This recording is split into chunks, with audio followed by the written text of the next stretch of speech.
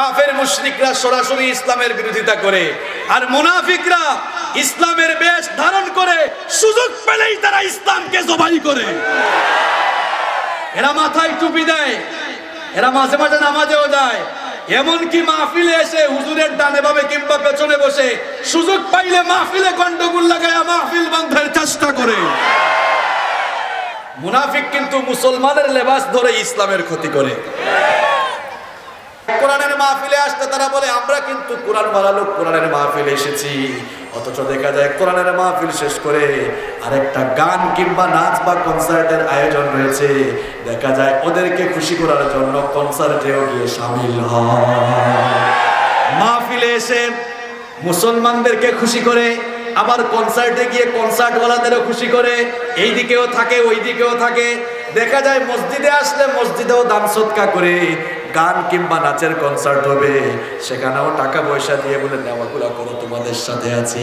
তাহলে নাচ গানেও আছে, মসজিদেও আছে, এই দিকেও খুশি রাখে ওই দিকেও খুশি রাখে।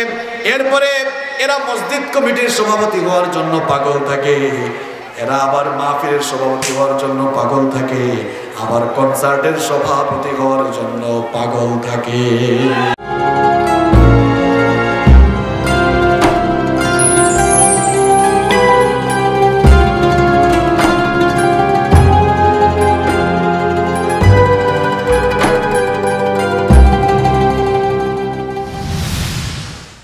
তুমি আরশে থাকো প্রভু, আমি জমিনে, তবু তোমারি প্রেম জমে হৃদয় গহীনে।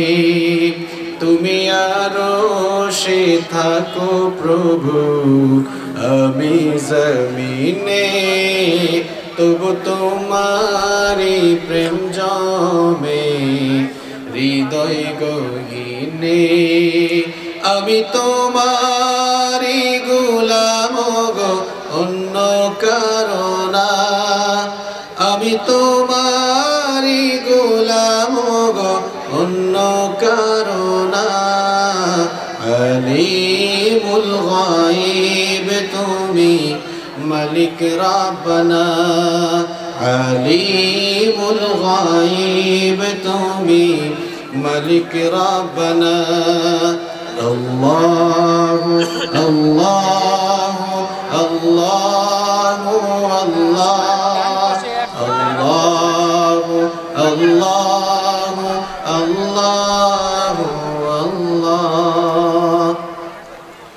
তোমারি রহম ছাড়া বাঁচা বড় দায়, প্রতিদিনে প্রতিক্ষণে জড়িয়ে রাখো গো আমায়।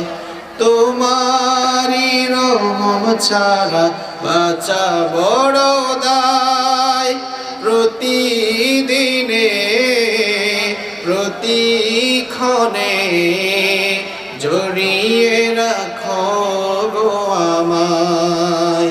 জান্নাতি ফুল দিও গো আমায়, জান্নাতি ফুল দিও গো আমায়।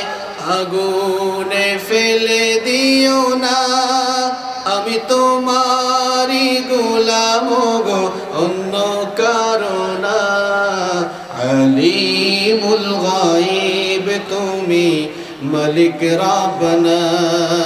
আল্লাহু আল্লাহু আল্লাহু আল্লাহ, আল্লাহু আল্লাহু আল্লাহু আল্লাহ। কঠিন বিচারের দিনে থেকো আমার পাশে, পাপের ভারে নুয়ে গেছি, মন তাই কেঁদে মোরে। কঠিন বিচারের দিনে থেকো আমার পাশে, পাপের ভারে নুয়ে গেছি, মন তাই কেঁদে মোরে শত শত ভুল মাফ করে দাও শত শত ভুল মাফ করে দাও জানা কিও জানা আমি তোমারই গোলাম গো অন্য কারণা আলিমুল গায়ব তুমি মালিক রব্বানা আল্লাহু আল্লাহু আল্লাহু আল্লাহ আল্লাহু আল্লাহু আল্লাহু আল্লাহ।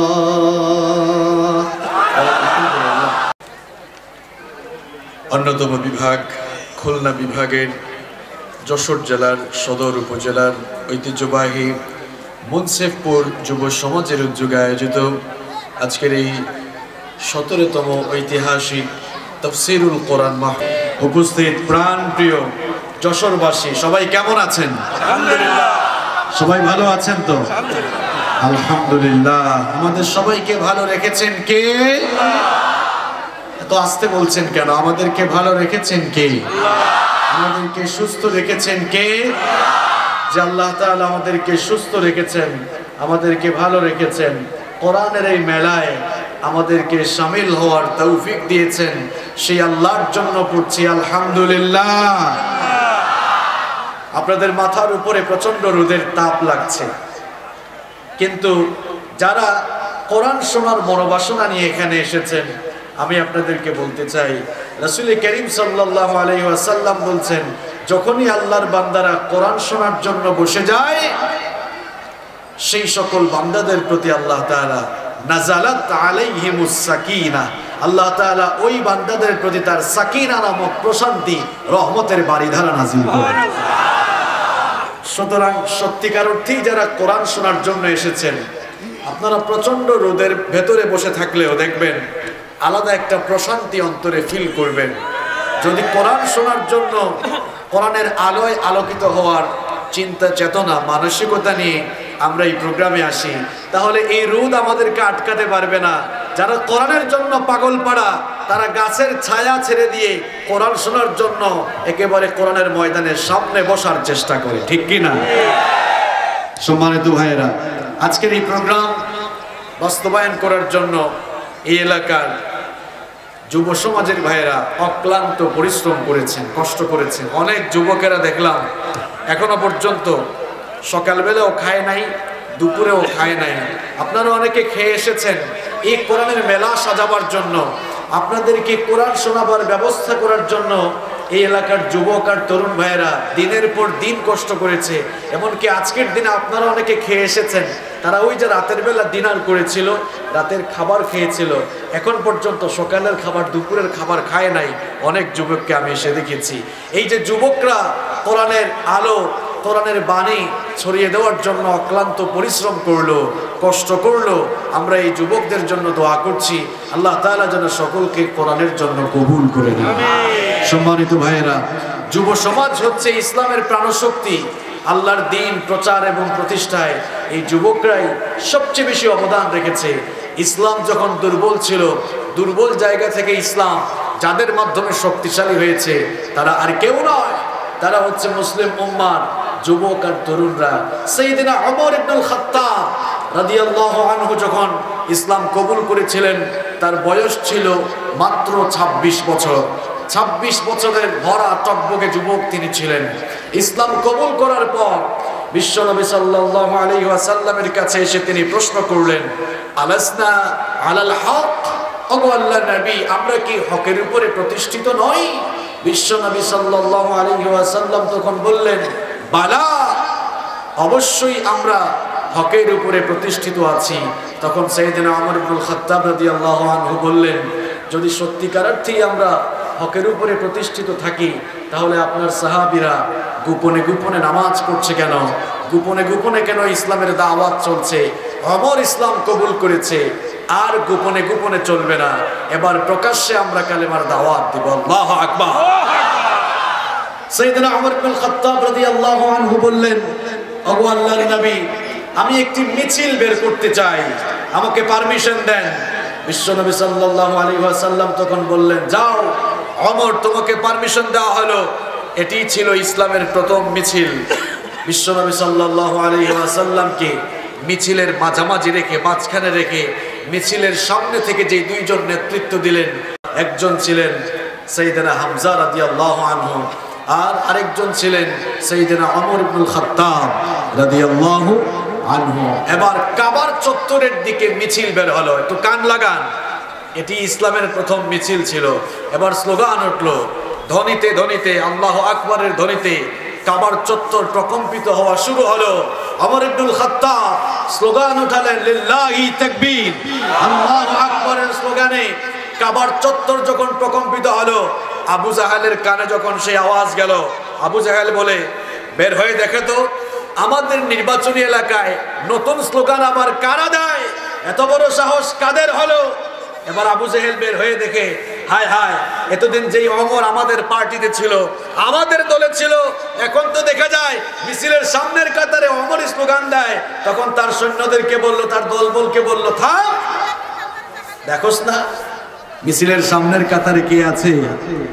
কথা কন না কেন? ওমর কি খুব নরম মানুষ না গরম মানুষ?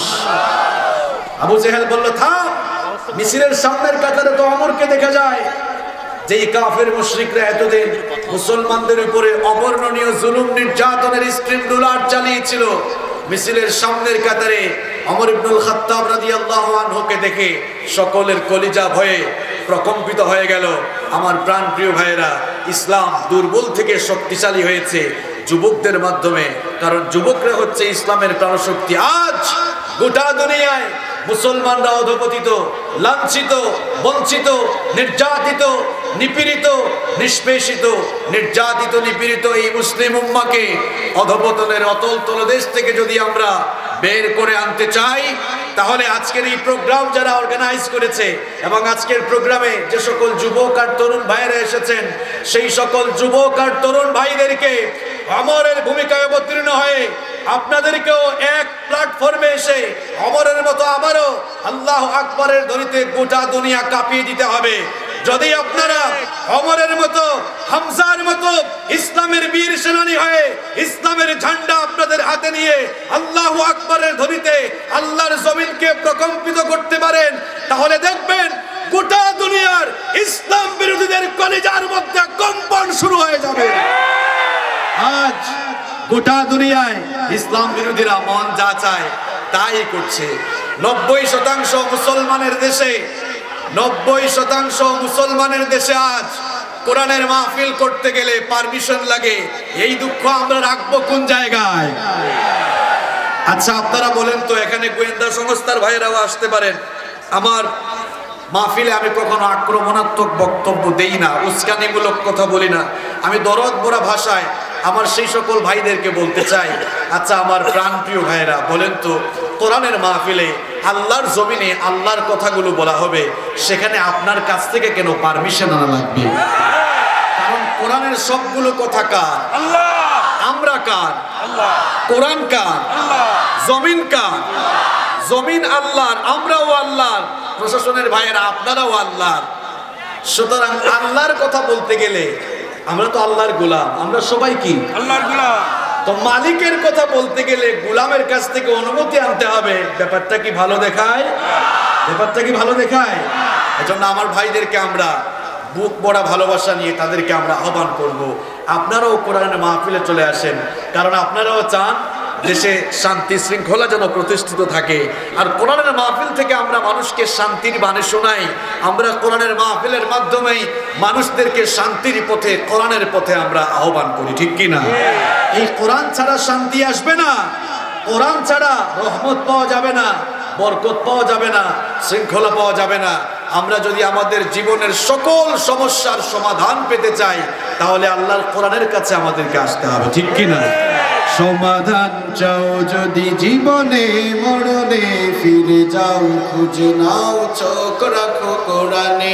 সমাধান চাও যদি জীবনে মরণে, জীবনে ফিরে যাও খুঁজে নাও চোখ রাখো কোরআনে তবেই পাবে সুখ শান্তির ঠিকানা তবেই পাবে সুখ শান্তির ঠিকানা যদি মেনে নাও তুমি মনে প্রাণে সমাধান সমাধান চাও যদি জীবনে মরণে ফিরে যাও খুঁজে নাও চোখ রাখো কোরআনে if you want a solution in here and hereafter go back have a look on the Holy Quran if you want a solution in here and hereafter go back have a look on the Holy Quran ঠিক কি না কোরআন ছাড়া শান্তি মিলবে না কোরআন ছাড়া সমাধান মিলবে না যদি আমরা শান্তি চাই বরকত চাই শৃঙ্খলা চাই তাহলে সবাইকে আল্লাহর কোরআনের সুশীতল ছায়াতলে চলে আসতে হবে ঠিক কি না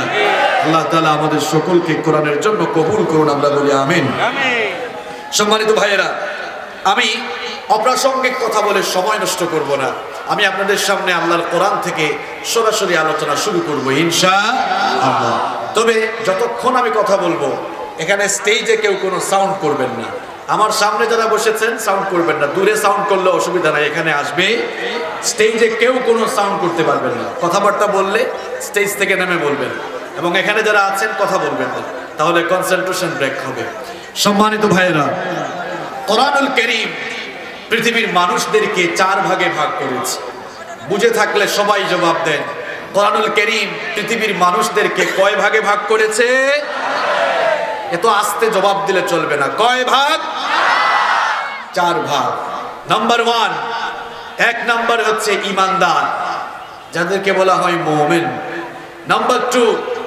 2 নাম্বার হচ্ছে মুশরিক যারা আল্লাহর সাথে শিরক করে যারা এক আল্লাহ বাদ দিয়ে বহু খোদার ইবাদত করে নাম্বার 3 নাম্বার হচ্ছে মুলহিদ বাংলায় যাদেরকে বলা হয় নাস্তিক নাম্বার 4 নাম্বার হচ্ছে মুনাফিক তাহলে বলেন তো পৃথিবীতে যত মানুষ বসবাস করছে আল্লাহর কোরআন পৃথিবীর সমগ্র মানব মণ্ডলীকে কয়টি শ্রেণীতে ভাগ করেছে 4টি শ্রেণীতে ভাগ করেছে এক নাম্বার হচ্ছে মুমিন 2 নাম্বার হচ্ছে মুশরিক 3 নাম্বার মুলহিদ মানে নাস্তিক 4 নাম্বার হলো মুনাফিক এই 4 শ্রেণীর মানুষদের কার গন্তব্য কোথায় কার পরিণতি কি হবে সেটাও জানিয়েছেন কে কথা কন না কেন সেটা জানিয়েছেন কে আসুন আমরা কোরআন থেকে জানি এক নাম্বার মুমিন অর্থাৎ যারা আল্লাহ তাআলা এবং তার হাবিবের প্রতি ঈমান এনে যারা তাদের জীবনকে ঈমানের পথে পরিচালিত করছে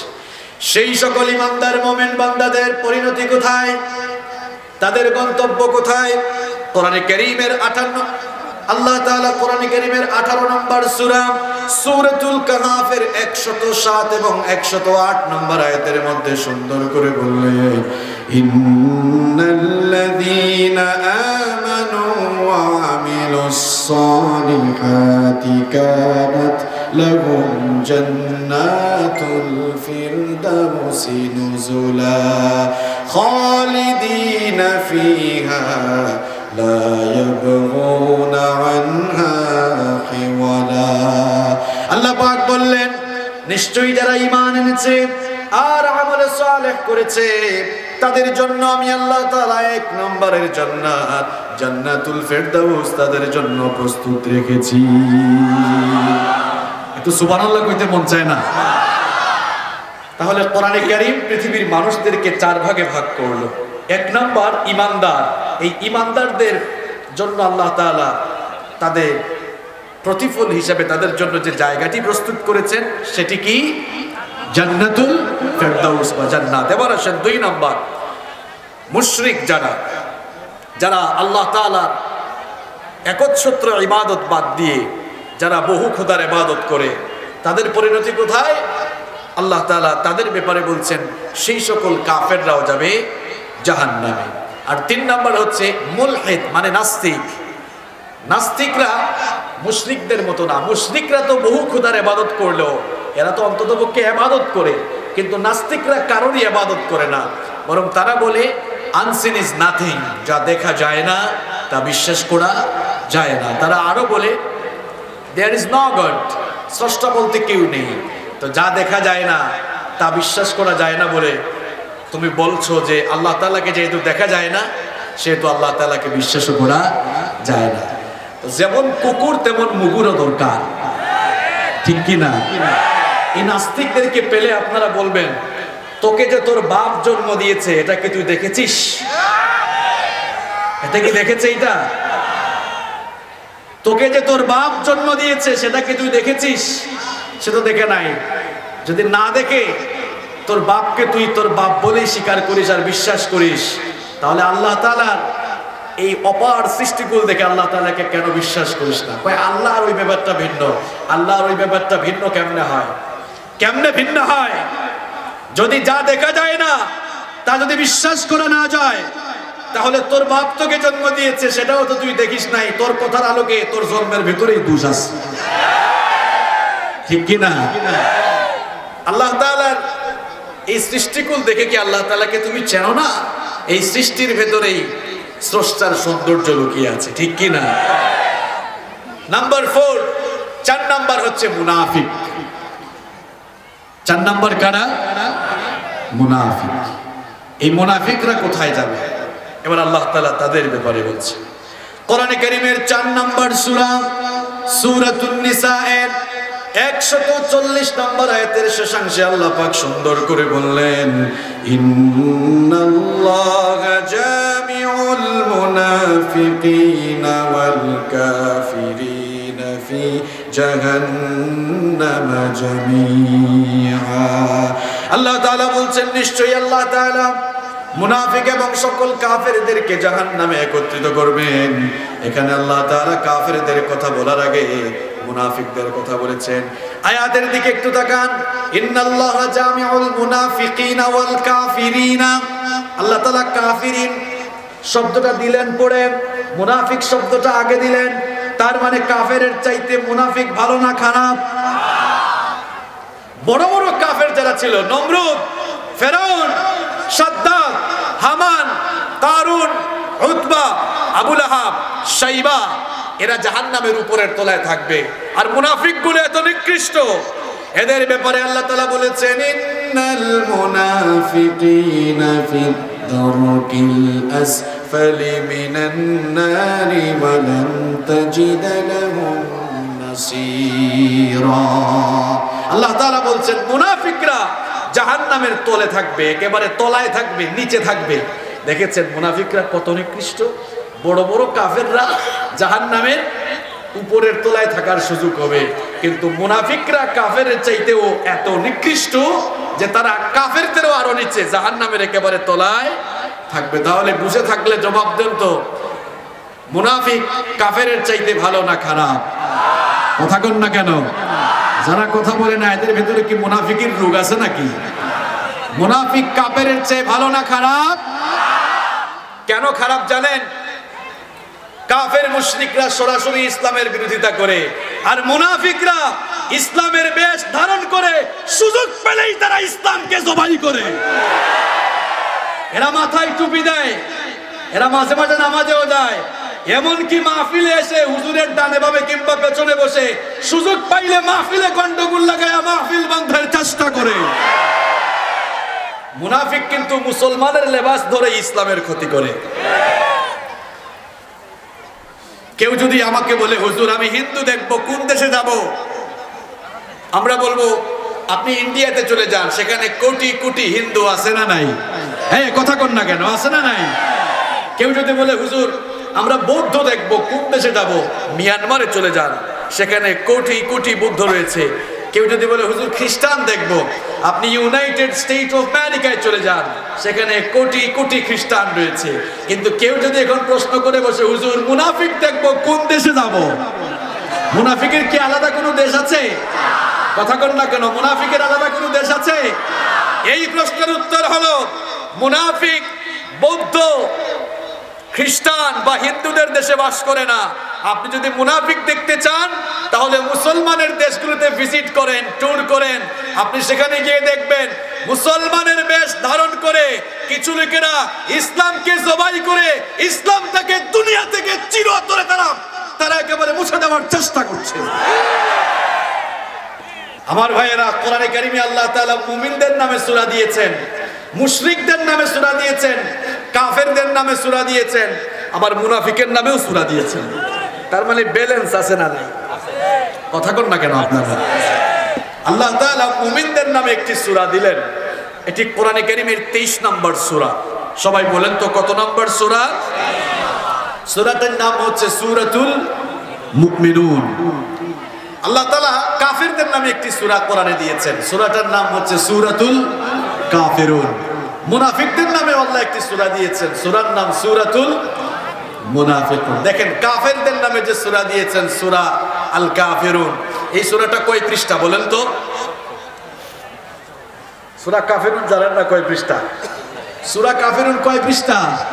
3 লাইন। কয় লাইন? 3 লাইন। এবার আসেন, মুমিনদের সূরা হচ্ছে 8 পৃষ্ঠা। সূরা মুমিনুন কয় পৃষ্ঠা? মুখস্থ করতে হবে, কয় পৃষ্ঠা? আর কাফেরের সূরা কয় লাইন? 3 লাইন। মুনাফিকের সূরা কয় লাইন? কয় পৃষ্ঠা? 1.5 পৃষ্ঠা। দেখেন কাফেরদের জন্য আল্লাহ মাত্র 3 লাইন দিলেন, আর মুনাফিকদের জন্য কয় পৃষ্ঠা? 1.5 পৃষ্ঠা। এখান থেকে বুঝেন না যে মুনাফিকগুলো কত খারাপ? মুনাফিকগুলো কাফের মুশরিকদের চাইতে অত্যন্ত নিকৃষ্ট। কারণ পৃথিবীতে যেখানে ইসলামের সৌধ নির্মাণ হয়েছে, যেখানে ইসলামের বিল্ডিং নির্মাণ হয়েছে, ইসলামের সেই সৌধকে, ইসলামের সেই বিল্ডিংকে চূর্ণ বিচূর্ণ করে মাটির সাথে ধসিয়ে দেওয়ার জন্য কাফের মুশরিকদের চাইতে মুনাফিকরাই সবচেয়ে বেশি ভূমিকা রেখেছে। এই দেশে, আমার এই দেশে হিন্দু ভাইয়েরা, বৌদ্ধ ভাইয়েরা, খ্রিস্টান ভাইয়েরা কখনো তারা কোরআনের মাহফিলের বিরুদ্ধে, ইসলামের বিরুদ্ধে এত বেশি কথা বলে না। কিন্তু আপনি দেখবেন আব্দুল করিম, আব্দুল সত্তার নাম নিয়ে পাঞ্জাবি পরে, টুপি পরে এই সকল লোকেরাই কোরআনের মাহফিলে বাধা দিতে আসে। চিন্তা করেছেন মুনাফিকগুলো কত খারাপ? আজকে আমরা মুনাফিকের মুখোশ উন্মোচন করে ছাড়বো ইনশাআল্লাহ। কেন জানেন? কারণ হচ্ছে শয়তান মুসলমানের সন্তানকে মুনাফিক বানাতে চায়, কাফের বানাতে চায় না। আমার কথা বুঝতেছেন আপনারা? কথা কি ক্লিয়ার শোনা যাচ্ছে? আচ্ছা, শয়তান আমাদের বন্ধু না দুশমন? সবাই জবাব দেন, শয়তান আমাদের বন্ধু না দুশমন? যারা জবাব দেয় না এদের সাথে শয়তানের খুব বন্ধুত্ব, তাই না? শয়তান আমাদের চির দুশমন। শয়তানের বয়স আমাদের চেয়ে কম না বেশি? শয়তানের বুদ্ধি আমাদের চেয়ে কম না বেশি? শয়তান আমাদের চেয়ে বয়সেও বড়, বুদ্ধিতেও বড়। শয়তান আপনার চেয়ে অনেক পাকনা। শয়তান ভালো করেই জানে মুসলমানের সন্তানকে কখনো মুশরিক বানানো যাবে না, তবে চেষ্টা করলে মুসলমানের সন্তানকে মুনাফিক বানানো যাবে। আর শয়তান সেটাই চায়, কারণ শয়তান আপনার মতো বোকা না। শয়তান ভালো করেই জানে একে মুশরিক বানায় কি হবে, এ জাহান্নামে গেলেও তো জাহান্নামের উপরের তলায় থাকবে। সুতরাং দেখি মুসলমানের বাচ্চাকে মুনাফিক বানাইতে পারি কিনা। কারণ মুসলমানের বাচ্চাকে, মুসলমানের সন্তানকে কাফের না বানাইয়া, মুশরিক না বানাইয়া যদি মুনাফিক বানাতে পারি, তাহলে এরা কাফেরদেরও নিচে জাহান্নামের তলায় থাকবে। জন্য প্রিয় ভাইয়েরা, আমার আপনার ঈমানকে নিফাকি থেকে রক্ষা করতে হবে। কারণ নিফাকের এই ভাইরাসটা করোনা ভাইরাসের চেয়ে আরো মারাত্মক। করোনা ভাইরাস নিয়ে কেউ মারা গেলে জাহান্নামে যাবে এমন কথা কেউ বলতে পারবে? কিন্তু নিফাকির ভাইরাস, মুনাফিকি ভাইরাস দিয়ে যারা মরবে, এটা এম হাসিবুর রহমানের কথা নয়। কোরআনে কারিমে আল্লাহ তাআলা বলছেন, বাশশিরিল মুনাফিকিনা বিআন্না লাহুম আযাবান আলিমা। করোনা ভাইরাস দিয়ে মরলে জাহান্নামে যাবে কেউ এমন কথা কোরআনে নাই, কিন্তু মুনাফিকি ভাইরাস দিয়ে মরলে সরাসরি জাহান্নামের তলায় যেতে হবে। কথাটা কার? তাহলে করোনা ভাইরাস বড় ভাইরাস নাকি মুনাফিকি আরো বড় ভাইরাস? মুনাফিকি এটা আরো বড় ভাইরাস। তাহলে এই মুনাফিকি ভাইরাস থেকে আমাদের সকলকে বেঁচে থাকার দরকার আছে না নাই? বিশ্বনবী সাল্লাল্লাহু আলাইহি ওয়াসাল্লামের সাহাবীরা সব সময় নিফাক নামক ভাইরাস থেকে বেঁচে থাকার জন্য আপ্রাণ প্রচেষ্টার প্রয়াস চালাতেন। বিশ্বনবী সাল্লাল্লাহু আলাইহি ওয়াসাল্লামের সাহাবীরা মুনাফিকির ভাইরাসকে কতটা ভয় করেছেন, মুনাফিকির ভাইরাস থেকে নিজেকে রক্ষা করে তারা কিভাবে চলেছেন শুনেন। বিশ্বনবী সাল্লাল্লাহু আলাইহি ওয়াসাল্লামের প্রিয় সাহাবী সাইয়েদনা ওমর ইবনুল খাত্তাব রাদিয়াল্লাহু আনহু তিনি তার শাসন আমলে যখনই কোনো লোকের জানাজা আসতো, জানাজায় উপস্থিত হওয়ার আগে তিনি বলতেন, দেখো তো জানাজার মধ্যে আবু হুযায়ফা ইবনুল ইয়ামান এসে উপস্থিত হয়েছে কিনা। আবু হুযায়ফা ইবনুল ইয়ামান রাদিয়াল্লাহু আনহুকে সাহিবুস সিররুন নবী, রাসূল করিম সাল্লাল্লাহু আলাইহি ওয়াসাল্লামের গোপন কথার ভান্ডার ডাকা হতো। কারণ বিশ্ব নবী সাল্লাল্লাহু আলাইহি ওয়াসাল্লাম সব গোপন কথা আবু হুযায়ফা ইবনুল ইয়ামান রাদিয়াল্লাহু আনহুর সাথে শেয়ার করেছেন। এই জন্য ওমর ইবনুল খাত্তাব রাদিয়াল্লাহু আনহু ভালো করে জানতেন, মুনাফিকের লিস্ট যেহেতু বিশ্ব নবী সাল্লাল্লাহু আলাইহি ওয়াসাল্লাম আবু হুযায়ফা ইবনুল ইয়ামানের কাছে দিয়েছেন, সুতরাং মুনাফিক কোন লোকটা যদি, কোন লাশ যদি, কোন মৃত ব্যক্তি যদি মুনাফিক হয়, ওই জানাজায় সবাই আসলেও আবু হুযায়ফা আসবে না। কারণ আবু হুযায়ফা ইবনুল ইয়ামানের কাছে মুনাফিকের লিস্ট দিয়েছেন মুহাম্মদ সাল্লাল্লাহু আলাইহি ওয়াসাল্লাম। এই জন্য ওমর রাদিয়াল্লাহু আনহুর শাসন আমলে খেলাফতকালে যখনই কোনো জানাজা আসতো, ওমর রাদিয়াল্লাহু আনহু বলতেন, দেখো তো জানাজার নামাজে আবু হুযায়ফা ইবনুল ইয়ামান এসে শরীক হয়েছে কিনা। আবু হুযায়ফা ইবনুল ইয়ামান রাদিয়াল্লাহু আনহু শরীক হলেন, ওমর ইবনুল খাত্তাব সেই জানাজায় শরীক হতেন। একদিন ওমর ইবনুল খাত্তাব রাদিয়াল্লাহু আনহু গোপনে গোপনে আবু হুযায়ফা ইবনুল ইয়ামান রাদিয়াল্লাহু আনহুর সাথে সাক্ষাৎ করে বললেন, ও আমার ভাই আবু হুযায়ফা, আজ আমি একটি ব্যাপার জানার জন্য তোমাকে অনুরোধ করছি, মেহেরবানি করে তোমার কাছে আমি রিকোয়েস্ট করছি, ওই আমি যেই বিষয়ে তোমাকে প্রশ্ন করব ওই বিষয়ে তার সঠিক উত্তর আমাকে দিবা। আর যদি রাসূল বলতে নিষেধ করে যান তাহলে সরাসরি উত্তর না দিলে আকার ইঙ্গিতে একটু বুঝাই দিবা। এই কথা শুনে আবু হুযায়ফা ইবনুল ইয়ামান রাদিয়াল্লাহু আনহু অবাক হয়ে গেলেন। মুসলিম রাষ্ট্রের প্রধান আমিরুল মুমিনিন ওমর ইবনুল খাত্তাব রাদিয়াল্লাহু আনহু তার সামনে অনুনয় বিনয় করে একটা প্রশ্ন করছেন, জানে না কি প্রশ্ন হবে। তিনি বললেন, ওগো আমিরুল মুমিনিন, এত অনুনয় বিনয় করার দরকার নাই, সরাসরি আমার কাছে প্রশ্ন করেন। ওমর ইবনুল খাত্তাব রাদিয়াল্লাহু আনহু তখন বললেন, ওগো আমার ভাই আবু হুযায়ফা ইবনুল ইয়ামান, বিশ্বনবী সাল্লাল্লাহু আলাইহি ওয়াসাল্লাম তো মদিনার সকল মুনাফিকদের নাম তোমার কাছে দিয়ে গিয়েছেন, দয়া করে বলো তো আমি ওমরের নাম সেই মুনাফিকের লিস্টে আছে নাকি। এই কথা শুনে আবু হুযায়ফা ইবনুল ইয়ামান রাদিয়াল্লাহু আনহু চোখের পানি ছেড়ে দিলেন, বাচ্চা শিশুর মতো তিনি ক্রন্দন শুরু করলেন। ওমর রাদিয়াল্লাহু আনহু তখন বললেন, ওগো আমার ভাই আবু হুযায়ফা ইবনুল ইয়ামান, তোমার চোখে পানি কেন, তুমি কাঁদো কেন? আবু হুযায়ফা রাদিয়াল্লাহু আনহু বললেন, ওগো আমিরুল মুমিনিন, কি করে আপনার নাম সেই মুনাফিকের লিস্টে থাকতে পারে? কারণ স্বয়ং বিশ্বনবী আপনার ব্যাপারে বলে গিয়েছেন, লা নাবিয়্যা ওয়ালা রাসূলা মিন বা'দি, আমার পরে কোনো নবী নাই, আমার পরে কোনো রাসূলও নাই। লাউ কানা নাবিয়্যাম মিন বা'দি লাকানা উমর, আমার পরে কেউ যদি নবী হতো, আমার পরে কেউ যদি নবী হওয়ার যোগ্যতা রাখতো, তাহলে আমার ওমর আমার পরে নবী হয়ে যেত। আল্লাহু আকবার। কি করে আপনার নাম মুনাফিকের লিস্টে থাকবে?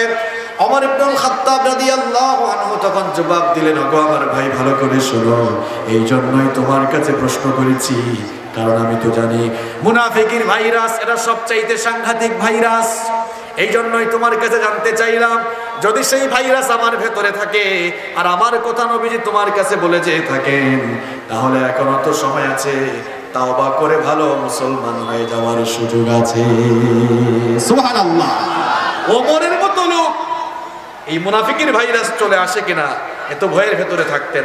আর আপনি আমি চুনুপুটি মার্কা মুসলমান, আমাদের আচার আচরণে মুনাফিকিতে ভরা, এরপরেও আমাদের ঈমান নিফাকের দিকে চলে যায় কি যায় না আমরা কখনো চিন্তা ভাবনা করি না। কারণ আমাদের বিবেকটা ঘুমিয়ে আছে, ঘুমন্ত বিবেককে জাগ্রত করে দিতে হবে। আজ আল্লাহর কোরআনের কথাগুলো যদি আমার বিপক্ষেও চলে যায়, আমরা নিজেকে আজ সংশোধন করে এই মাহফিল থেকে যাব ইনশাআল্লাহ।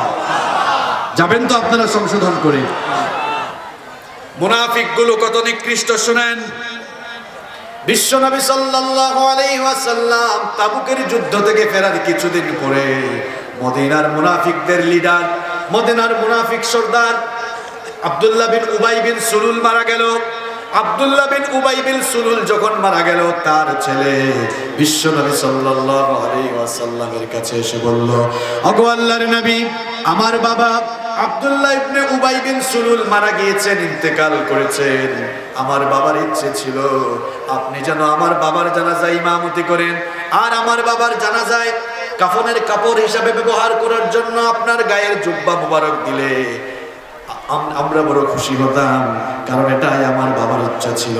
এই কথা শুনে বিশ্বনবী সাল্লাল্লাহু আলাইহি ওয়াসাল্লাম তার জামা খুলে যখনই দিতে যাবেন, এমন সময় সাইয়েদনা ওমর ইবনুল খাত্তাব রাদিয়াল্লাহু আনহু বিশ্বনবীর গায়ের জামা টেনে ধরলেন। বিশ্বনবী তখন বললেন, কি ব্যাপার ওমর, আমার গায়ের জামা তুমি টেনে ধরলে কেন? ওমর ইবনুল খাত্তাব রাদিয়াল্লাহু আনহু তখন বললেন, ওগো আল্লাহর নবী, লোকটাকে কি আপনি চিনেন নাই? সারাটি জীবন মুসলমানের লেবাস ধারণ করে মুসলমানদের সাথে বেঈমানি করেছে, যেখানে সুযোগ পেয়েছে মুসলমানদের ক্ষতি করার চেষ্টা করেছে। এই লোকটাকে কি চিনেন না? উহুদের ময়দান থেকে তার সৈন্য নিয়ে ভেগে গিয়েছে, সারা জীবন ইসলামের ক্ষতি করেছে। এই লোকটা তো মুনাফিক ছিল, সুতরাং তার জানাজার নামাজে ইমামতির করার জন্য যায়েন না। বিশ্বনবী তখন বললেন, ওগো ওমর, আমার আল্লাহ তো আমাকে এখনো নিষেধ করেন নাই। বিশ্বনবী এবার আব্দুল্লাহ বিন উবাই বিন সুলুল নামক মুনাফিক নেতার জন্য নিজের গায়ের জুব্বা মোবারক খুলে দিলেন। এমনকি বিশ্বনবী সাল্লাল্লাহু আলাইহি ওয়াসাল্লাম জানাজার নামাজের দিকে রওনা করলেন। আমার ভাইয়েরা, বেশ কয়েকটি জায়গায় সাইয়েদনা ওমর ইবনুল খাত্তাব রাদিয়াল্লাহু আনহু একা সিদ্ধান্ত নিয়েছেন, আর ওমর ইবনুল খাত্তাব রাদিয়াল্লাহু আনহুর সিদ্ধান্তের পক্ষে আল্লাহ তার কোরআনের আয়াত নাজিল করে ওমরের পক্ষে রায় দিয়েছে। তাহলে ওমরের মর্যাদা কম না বেশি?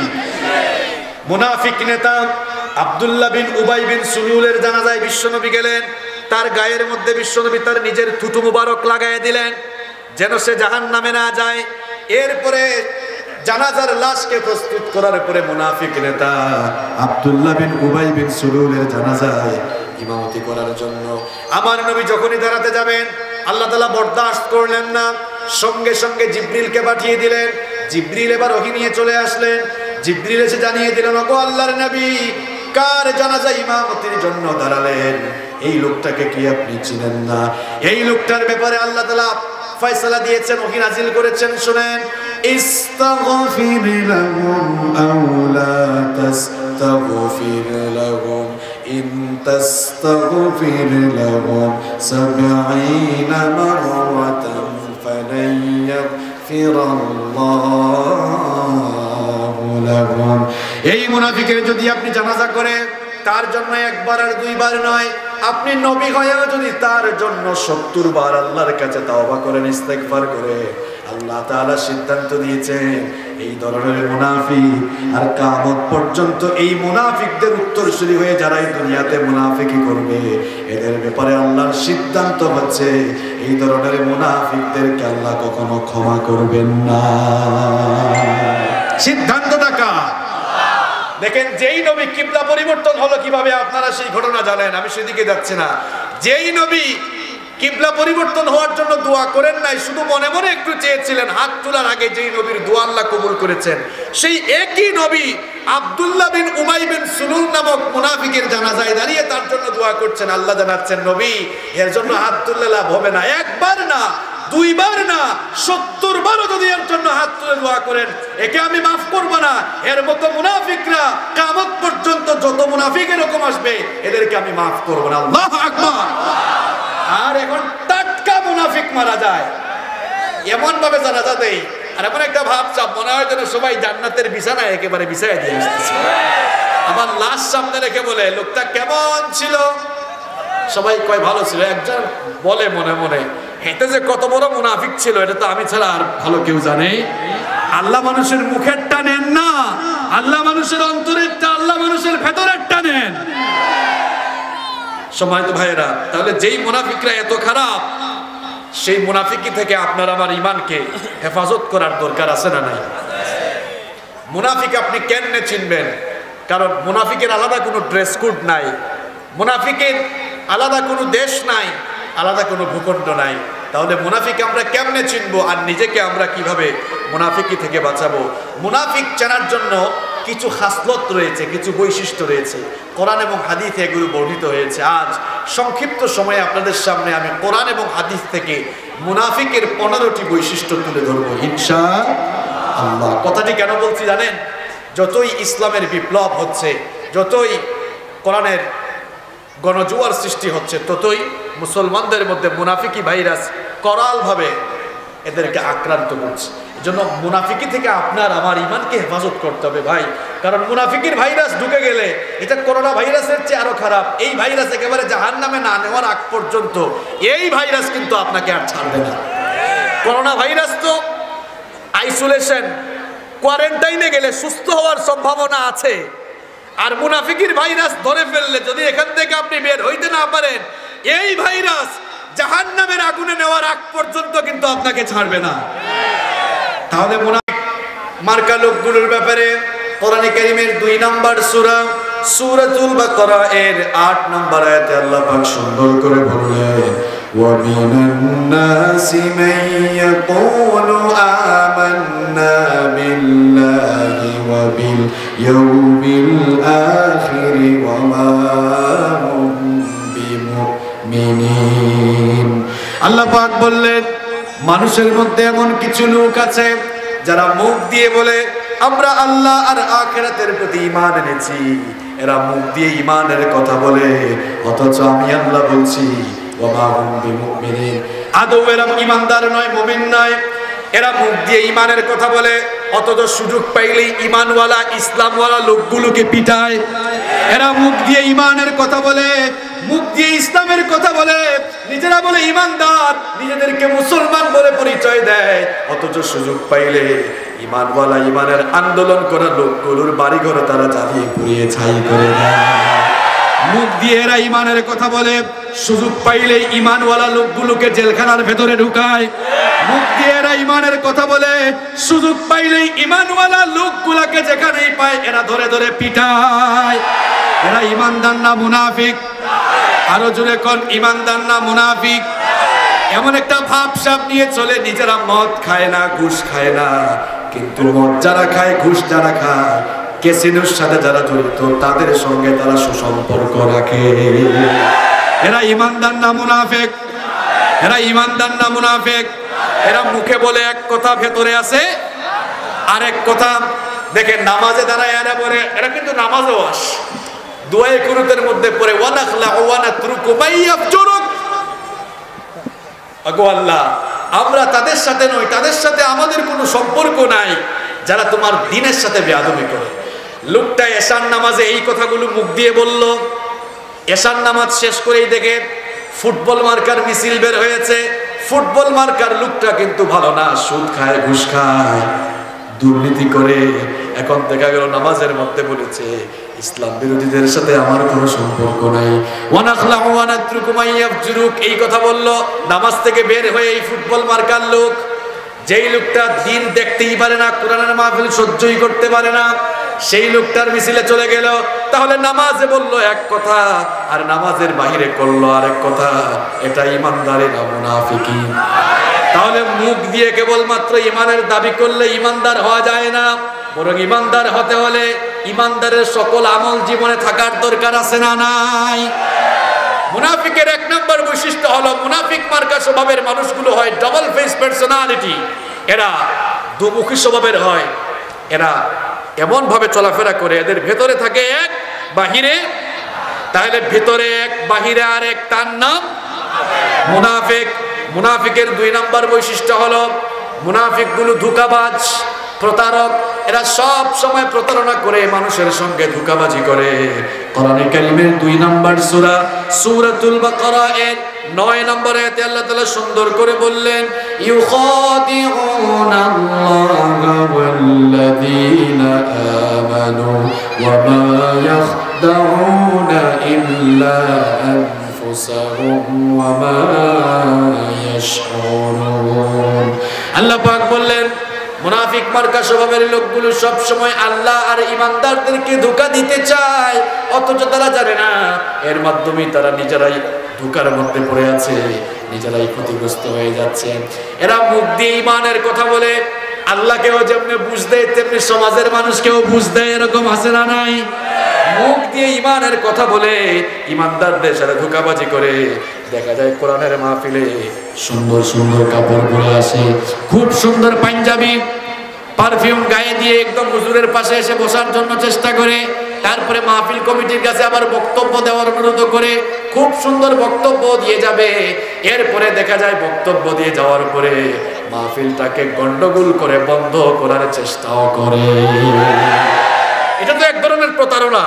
আপনি সবার সামনে এসে দেখালেন আমি মাহফিলের পক্ষে, আমি কোরআনের পক্ষে, আর পেছনে গিয়ে ইসলামকে বাস দিলেন। এর নাম কি ইমানদারি না মুনাফিকি? মুনাফিকের 2 নম্বর স্বভাব হলো এরা ধোঁকাবাজি করে চলে, মানুষের সঙ্গে প্রতারণা সুলভ আচরণ করে। মুনাফিকের 3 নম্বর বৈশিষ্ট্য হলো মুনাফিকরা হয় সুবিধাবাদ, জিন্দাবাদ। যেই দিকে সুবিধা পায় ওই দিকেই যায়, যেই দিকেই বৃষ্টি সেই দিকেই ছাতা মেলে। কোরআনে কারীমের 2 নম্বর সূরা সূরাতুল বাকারা এর 14 নম্বর আয়াতে আল্লাহ পাক সুন্দর করে বললেন, ওয়া ইযা লাকুল্লাযীনা আমানু ক্বালু আমান্না ওয়া ইযা খালাউ ইলা শায়াতিনিহিম ক্বালু ইন্না মাআকুম ইন্নামা নাহনু মুস্তাহজিউন। আল্লাহ পাক বললেন মুনাফিকি স্বভাবের মানুষের বৈশিষ্ট্য হলো যখন এরা ইমানদারদের সাথে মিলিত হয় তারা বলে আমরা তো তোমাদের দলের লোক, তোমাদের সাথেই আছি। আবার যখন শয়তানের মুরিদদের সাথে দেখা হয় তারা বলে আমরা তো তোমাদের সাথেই আছি। এরা যেই দিকে সুবিধা পায় সেই দিকেই চলে যায়, যেই দিকে বৃষ্টি সেই দিকেই ছাতা মেলে। এরা এই দিকেও খুশি রাখতে চায়, ওই দিকটাকেও খুশি রাখতে চায়। কোরআনের মাহফিলে আসতে তারা বলে আমরা কিন্তু কোরআন মারা লোক, কোরআনের মাহফিলে এসেছি। অথচ দেখা যায় কোরআনের মাহফিল শেষ করে আরেকটা গান কিংবা নাচ বা কনসার্টের আয়োজন রয়েছে, দেখা যায় ওদেরকে খুশি করার জন্য কনসার্টেও গিয়ে শামিল হয়। মাহফিলে এসে মুসলমানদেরকে খুশি করে আবার কনসার্টে গিয়ে কনসার্টওয়ালাদেরও খুশি করে, এই দিকেও থাকে ওই দিকেও থাকে। দেখা যায় মসজিদে আসলে মসজিদেও দান সদকা করে, গান কিংবা নাচের কনসার্ট হবে সেখানেও টাকা পয়সা দিয়ে বলে নেওয়াগুলা করো, তোমাদের সাথে আছি। তাহলে নাচ গানেও আছে, মসজিদেও আছে, এই দিকেও খুশি রাখে ওই দিকেও খুশি রাখে। এরপরে এরা মসজিদ কমিটির সভাপতি হওয়ার জন্য পাগল থাকে, এরা আবার মাহফিলের সভাপতি হওয়ার জন্য পাগল থাকে, আবার কনসার্টের সভাপতি হওয়ার জন্য পাগল থাকে। এদিকেও থাকে ওই দিকেও থাকে, 2 দিক যারা খুশি করে চলে এরা ইমানদার না মুনাফিক? এরা ইমানদারদের সাথে সম্পর্ক রাখে, মুনাফিকের আবার বেঈমানদের সাথেও সম্পর্ক রাখে। এই দেখ গত 4-5 দিন আগে টাঙ্গাইলে এক মাহফিলে গেলাম, তো বেশ কিছু লোকেরা আসলো, তাদের নাম আর আমি বললাম না, প্রায় 10-15 জন আসলো। মিডিয়ার অনেক ভাইরা ছিলেন, আপনারা আবার এটা ফ্লাশ করিয়েন না।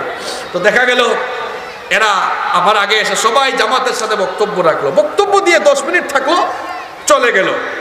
তো আমি তো আর তেমন কিছু জানি না ওই এলাকায়, নতুন গিয়েছি। মাহফিল যখন শেষ হলো কমিটির ছেলেপেলেরা বললো, হুজুর আপনি কি জানেন আমাদের সেই সকল বক্তারা আপনার আগে যারা বক্তব্য দিলেন তারা কোথায় গিয়েছেন?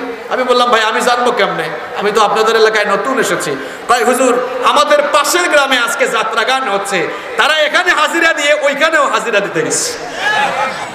তাহলে মাহফিলে হাজিরা দেয় আপনাদেরকে খুশি করার জন্য, আবার যাত্রা গানে যায় যাত্রা গানওয়ালাদেরকে খুশি করার জন্য, এই দিকও ঠিক রাখে ওই দিকও ঠিক রাখে। এটা ইমানদারি না মুনাফিকি?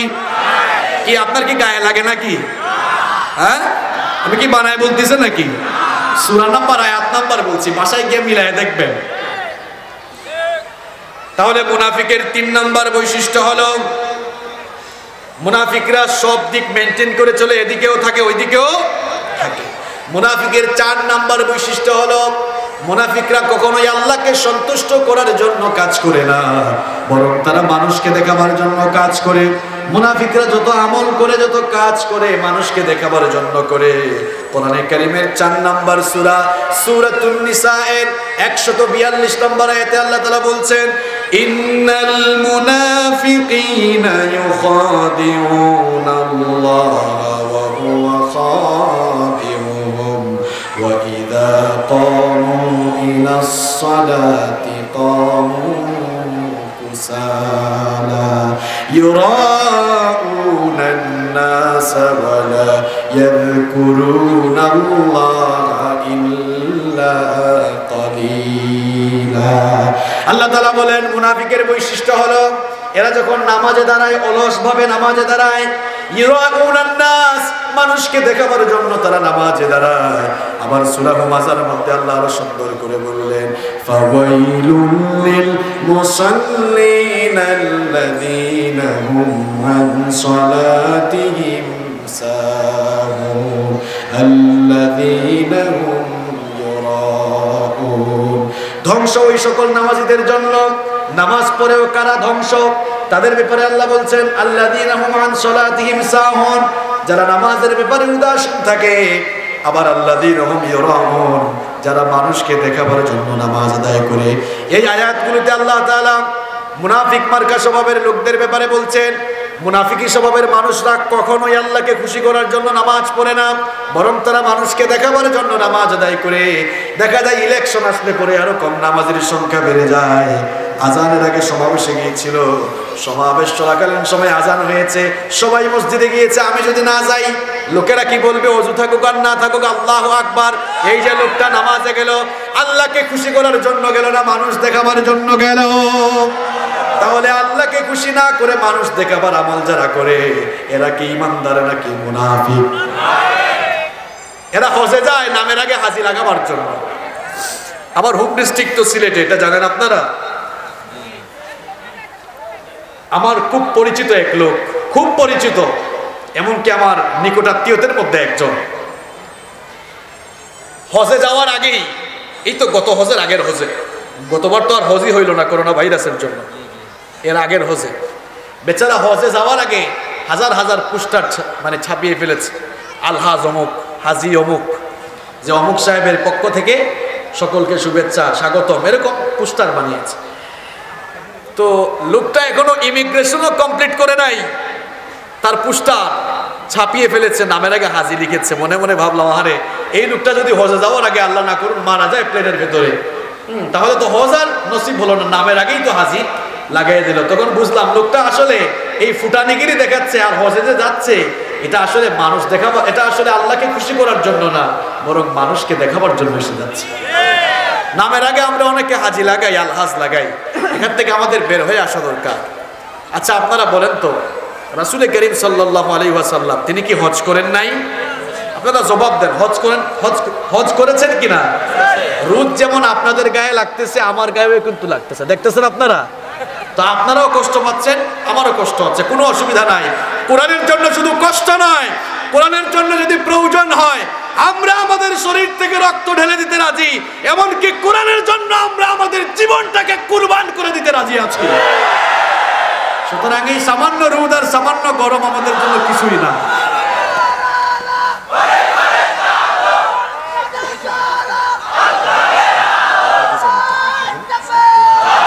সম্মানিত ভাইয়েরা, সম্মানিত ভাইয়েরা, যেই কথা বলছিলাম যে রাসূল করিম সাল্লাল্লাহু আলাইহি ওয়াসাল্লাম তিনি কি হজ করেন নাই? আমরা কি বলি যে আলহাজ কিংবা হাজি মুহাম্মদ সাল্লাল্লাহু আলাইহি ওয়াসাল্লাম, কি কিও বলেন নাকি আপনারা? আবু বকর রাদিয়াল্লাহু আনহু হজ করেছেন কিনা? কথা কন না কেন, জানেন না আপনারা? তা আমরা কি বলি হাজি আবু বকর রাদিয়াল্লাহু আনহু? আমরা কি বলি আলহাজ ওমর রাদিয়াল্লাহু আনহু? আমরা কি বলি হাজি উসমান রাদিয়াল্লাহু আনহু? আমরা কি বলি আলহাজ আলী রাদিয়াল্লাহু আনহু? তো উনারা এত বড় বুজুর্গ, কত বড় বুজুর্গ শুনবেন, যারা দুনিয়াতে থেকে জান্নাতের সার্টিফিকেট নিয়ে বিদায় হয়েছেন। আল্লাহু আকবার।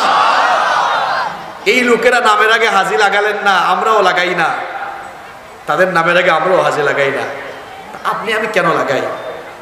দুনিয়ার মুসলমানরা ভালো করে শুনেন, যশোরের ভাইয়েরা ভালো করে শুনেন, গোটা দুনিয়ার মুসলমানদের আমলগুলোকে এক পাল্লায় রাখা হলে একজন সাহাবীর জুতার তলার সমানও হবে না। আপনি তো ইসলাম তাদের থেকে শিখবেন, কেন হাজি লাগান, কেন আলহাজ লাগান, এগুলোর মাধ্যমে রিয়া হওয়ার সম্ভাবনা আছে। আমাদের অনেক হুজুররাও লাগায়, এটা ঠিক না। আচ্ছা বলেন তো, আমরা যারা নামাজি, 5 ওয়াক্ত নামাজ পড়ি, আমরা কি বলি মুসল্লি আব্দুল করিম? বলেন নাকি? তো হজ তো এক ফরজ, আর নামাজ দৈনিক কয়টা ফরজ?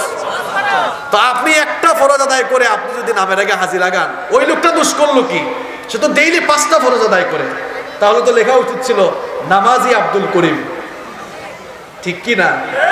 এগুলো বাংলাদেশ, ভারত আর পাকিস্তানে আছে, এখান থেকে আমাদেরকে বের হয়ে আসতে হবে। আল্লাহ আমাদেরকে সঠিক সমঝ দান করেন। তো মুনাফিকদের স্বভাবের কথা বলছিলাম যে এরা মানুষকে দেখাবার জন্য কাজ করে। এই মানুষগুলো হজেও যায় হাজি লাগাবার জন্য, আবার 2 বার 3 বার হজ করলে নামের আগে হাজি লিখলে মাইন্ড করে কয় আল হাজ লিখবা। আবার অনেকে আছে 2 বার হজ করলে বলে আমাকে ডাবল হাজি লিখবা, ব্র্যাকেটে লিখে দিবা ডাবল হাজি, 3 বার করলে লিখবা ট্রিপল হাজি, এর বেশি করলে লিখবা আল হাজ। এরকম আছে না নাই? মুনাফিক মার্কা মানুষদের বৈশিষ্ট্য হলো, কোরআনে কারীমে রব্বুল আলামিন বলেছেন ইউরাউনান নাস, এরা মানুষকে দেখাবার জন্য কাজ করে। এরা কোন দান সদকা করলেও মানুষকে দেখাবার জন্য করে।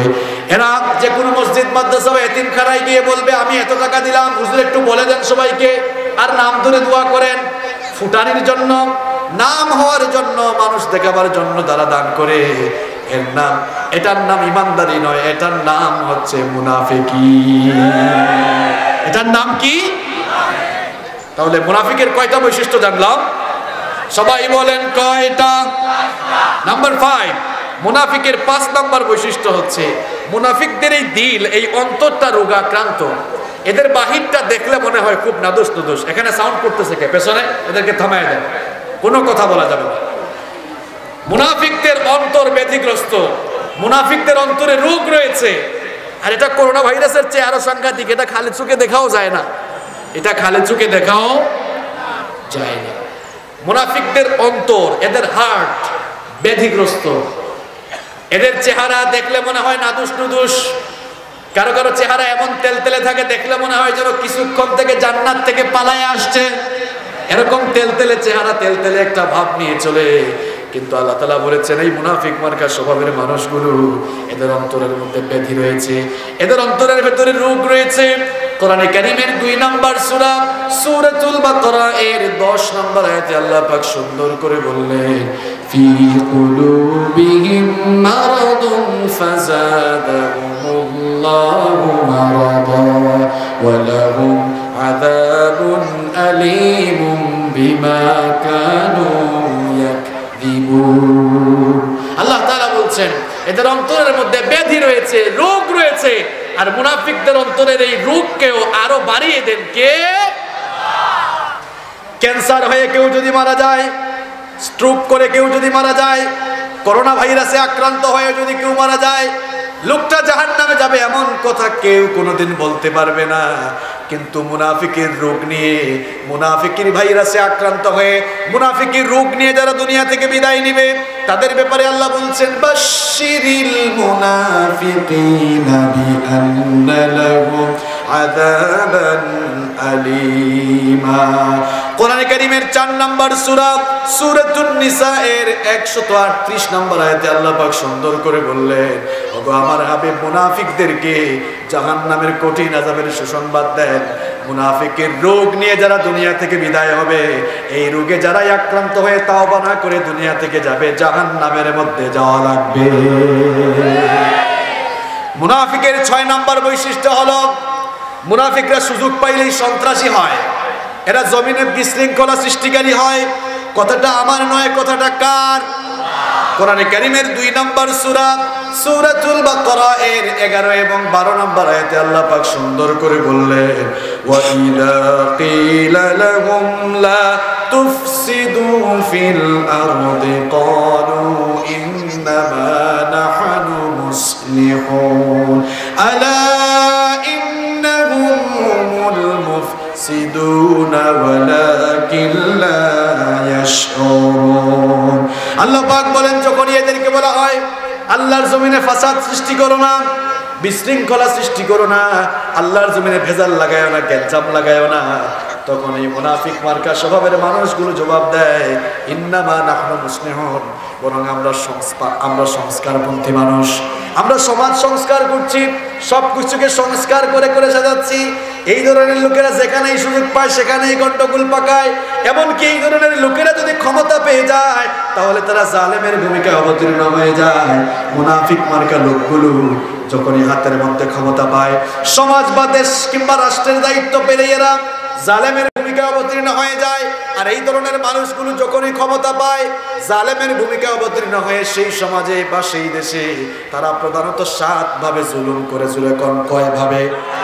মৌলিকভাবে তারা 7টা কাজ করে। জুড়ে কোন কয়টা? আমি বানায় কোনো কথা বলছি না, সরাসরি কোরআন থেকে শোনাচ্ছি। কোরআনে কারীমের 27 নম্বর সূরা সূরাতুন নামালের 34 নম্বর আয়াতে আল্লাহ পাক বললেন, ইন্নাল মুলুকা ইযা দাখালু ক্বরয়াতান আফসাদুহা ওয়া জাআলু আ'ইজ্জাতা আহলিহা আযিল্লা ওয়া কাযালিকা ইয়াফআলুন। আল্লাহ পাক বলেন, মুনাফিক মার্কা মানুষগুলো যখন জালেম হয়, সেই সকল জালেম এবং স্বৈরাচার মার্কা লোকগুলো যখন ক্ষমতা পায়, সেই সমাজ বা সেই রাষ্ট্রের মধ্যে তারা 7 দফা জুলুম চালায়। এই আয়াতে আল্লাহ পাক তাদের 2 দফা কর্মসূচি তুলে দিয়েছেন। 1 নম্বরে আল্লাহ তাআলা বলছেন, সেই সমাজের রন্ধ্রে রন্ধ্রে তারা সন্ত্রাস চালাবে, সন্ত্রাসী কর্মকাণ্ড চালাবে, অস্ত্রের মহড়া চালাবে, অস্ত্র দিয়ে তারা তাদের ক্ষমতা দিয়ে সবকিছু করার চেষ্টা করবে। আর তাদের 2 নম্বর কর্মসূচি হলো ওয়াজালু আ'ইজ্জাতা আহলিয়া আদিল্লা, সেই সমাজ বা সেই রাষ্ট্রের ভালো ভালো ইজ্জতওয়ালা সম্মানওয়ালা মানুষগুলোকে তারা অপমানিত করার চেষ্টা করবে। এরা যদি সুযোগ পায় আলেম ওলামাদেরকে জেলখানার ভেতরে ভরে রাখার চেষ্টা করে। এমন ভাবে তারা আলেম ওলামাদেরকে অপমানিত করবে, এমন ভাবে তারা আলেম ওলামাদেরকে অপমানিত করার চেষ্টা করে। বছরের পর বছর, যুগের পর যুগ যারা গোটা দুনিয়াতে কোরআনের তাফসীর করেছে, সুযোগ পাইলে তাদেরকেও তারা ধর্ষণকারীর মতো অপবাদ দিয়ে অপমানিত করে। এটা ইমানদারের স্বভাব না মুনাফিকের স্বভাব? এটা আলেমের কাজ না জালেমের কাজ? আল্লাহ তাআলা বলছেন, এই জালেমগুলো সুযোগ পাইলেই 7 দফা কাজ করে। এই আয়াতে তাদের 2 দফা কাজের কথা বলা হলো। এবার আসেন কোরআনে কারীমের 2 নম্বর সূরা সূরাতুল বাকারা এর 205 নম্বর আয়াতে আল্লাহ তাআলা তাদের আরো 2টি কর্মসূচি তুলে দিলেন। ওয়া ইযা তাওয়াল্লা সাফিল আরদি লিয়ুফসিদা ফিহা ওয়া ইউহলিকাল হারসা ওয়ান নাসলা ওয়াল্লাহু লা ইউহিব্বুল ফাসাদ। আল্লাহ তাআলা বলেন, এরা যদি সুযোগ পায় তাহলে আরো কি কাজ করে? শোনো শোনো, ওয়ায়ুহলিকাল হারসা ওয়ান নাস, এরা সুযোগ পাইলেই সমাজ আর রাষ্ট্রের সম্পদগুলোকে লুট করে ফেলে। হাজার হাজার কোটি টাকার কয়লা গায়েব হয়ে যাবে, খবর থাকবে না। ব্যাংকের টাকা লুটপাট হয়ে যাবে, কোনো খবরও হবে না। লুটপাট করতে করতে নিজের খাটের নিচে তেলের খনি বসায় রাখবে, খবরও থাকবে না। লুটপাট শুরু হবে। এরা যদি সুযোগ পায় বালিশের নাম কেন দুর্নীতি করবে। এরপরে আল্লাহ তাআলা বলছেন, ওয়ায়ুহলিকাল হারসা ওয়ান নাসল। নাসল মানে হচ্ছে বংশধর। নাসল মানে হচ্ছে, আল্লাহ তাআলা এখানে বুঝাতে যাচ্ছেন যে এরা সুযোগ পাইলে তারা তাদের নিজেদের স্বার্থের জন্য মানুষকেও খুন করে, ক্ষমতার জন্য, নিজেকে টিকিয়ে রাখার জন্য জমিনের মধ্যে মানুষকে খুন করা। এটা হচ্ছে ফেরাউনের কাজ। কোরআনের বাইরে একটা কথাও বলছি না, শুনেন। ফেরাউনের সেই স্বভাব আল্লাহ কোরআনে তুলে দিয়েছেন। ওয়া ইয নাজ্জাইনাকুম মিন আলি ফিরআউনা ইয়াসুমুনাকুম সুআল আযাব ইউযাব্বিহুনা। ইসরাঈলদেরকে ফেরাউনের জুলুম থেকে বাঁচিয়েছিলাম। আর ফেরাউন তো সেই লোক ছিল যে তার গদিকে টিকিয়ে রাখার জন্য বনি ইসরাঈলদের শিশু সন্তানগুলোকে ধরে ধরে জবাই করত। তাহলে নিজের গদিকে টিকিয়ে রাখার জন্য মানুষ খুন করা, এটা মানুষের কাজ না ফেরাউনের কাজ? যুগে যুগে এইরকম করে ফেরাউনরা তাদের গদিকে, ক্ষমতাকে টিকিয়ে রাখার জন্য মানুষের উপরে জুলুম চালায়, এমনকি নিজেদের মতের বিরুদ্ধে গেলে তারা খুন করে। এটা মানুষের স্বভাব না, এটা ফেরাউনের স্বভাব, ঠিক কি না? সেই সকল জালিমদের বাদবাকি কর্মসূচি আল্লাহ অন্য আয়াতে দিচ্ছেন। কোরআনে কারীমের 9 নম্বর সূরা সূরাতুত তাওবা এর 67 নম্বর আয়াতে আল্লাহ পাক বললেন, আল মুনাফিকুনা ওয়াল মুনাফিকাতু বা'দুহুম মিন বা'দ ইয়া'মুরুনা বিল মুনকারি ওয়া ইয়ানহাউনা আনিল মারুফি ওয়া ইয়াকবিদুনা আইদিয়াহুম নাসুল্লাহ ফানাসিয়াহুম ইন্নাল মুনাফিকিনা হুমুল ফাসিকুন। আল্লাহ পাক বলেন মুনাফিক পুরুষ আর মুনাফিক নারী একজন আরেকজনের বন্ধুর মতো কাজ করে। আল্লাহ তাআলা বলছেন এরা সুযোগ পেলেই কি করে, শোনো শোনো, ইয়ামুরুনা বিল মুনকার, সুযোগ পাইলে গদি পাইলে এরা আইন পাশ করে করে সকল মন্দ কাজগুলো চালু করে দিবে। কোরআনের মাহফিলের জন্য পারমিশন লাগবে, কিন্তু আইন পাশ করে দেখা যাবে সিনেমা হল খোলার অনুমতি আছে। ইয়ামুরুনা বিল মুনকার, সুযোগ পাইলে এরা অন্যায় কাজগুলোর পারমিশন দিবে, অন্যায় কাজ সমাজে প্রচলন ঘটাবে। আবার ওয়ানহাউনা আনিল মারুফ, সুযোগ পাইলেই গদি পাইলেই এরা ভালো কাজগুলোকে থামায়া দিবে, ভালো কাজগুলোকে বন্ধ করে দিবে। এরপরে 7 নম্বরে আল্লাহ তাআলা বলছেন ওয়ায়াকবিদুনা আইদিয়াহুম, জনকল্যাণমূলক সকল কাজ থেকে তারা তাদের হাতকে গুটিয়ে ফেলবে। এই আয়াতগুলোতে আল্লাহ তাআলা জালেম স্বভাবের মানুষদের কর্মসূচি তুলে দিয়েছেন। এবার আল্লাহ তাআলা বলছেন যদি কোনো সমাজ বা রাষ্ট্রে আলেমদের উপরে, কোরআনওয়ালা লোকদের উপরে, ইসলামওয়ালা লোকদের উপরে আল্লাহ ক্ষমতা সুপর্দ করে, তাহলে তারা সেই ক্ষমতা নামক নিয়ামত পেয়ে তারা কি করে, শোনো, আল্লাযীনা ইম্মাক্কান্নাহুম ফিল আরদি আকামুস সালাতা ওয়া আতাউয যাকাতা ওয়া আমারু বিল মা'রুফি ওয়া নাহাউ আনিল মুনকার ওয়ালিল্লাহি আকিবাতুল উমুর। আল্লাহ পাক বলেন যদি কোনো জনপদে আমি ঈমানদারদের হাতে রাষ্ট্র ক্ষমতা সুপর্দ করি, তাহলে তারা সেই সুযোগ পেয়ে 1 নম্বরে তারা সমাজ এবং রাষ্ট্রের সকল জায়গায় নামাজ কায়েম করবে। 2 নম্বর হচ্ছে সুদ ভিত্তিক অর্থ ব্যবস্থাকে বাতিল করে দিয়ে যাকাত ভিত্তিক অর্থনীতি কায়েম করবে, যাকাত ভিত্তিক অর্থ ব্যবস্থার প্রচলন করবে। 3 নম্বর হলো ওয়ায়ামুরুনা বিল মারুফ, আইন পাশ করে করে সকল ভালো কাজগুলোকে তারা জারি করে দিবে। 4 নম্বর হলো ওয়ায়ানহাউনা আনিল মুনকার, আইন পাশ করে করে সকল অন্যায়গুলোকে বন্ধ করবে। যশোরের ভাইয়েরা এবার বুঝে থাকলে জবাব দেন তো, যে আয়াতগুলো থেকে আলেম আর জালেমের কর্মসূচি তুলে ধরলাম, গোটা বিশ্বের দিকে তাকিয়ে বলেন কোরআনের আয়নায় গোটা বিশ্ব এখন আলেমের দখলে না জালেমের দখলে? কাদের দখলে? সেই জালেমের জুলুম থেকে বের হয়ে গোটা দুনিয়া আলেমদের কাছে আসুক, কোরআনওয়ালা ইসলামওয়ালা লোকদের হাতে আসুক। কারা কারা চান দুহাত তুলে আল্লাহকে দেখান।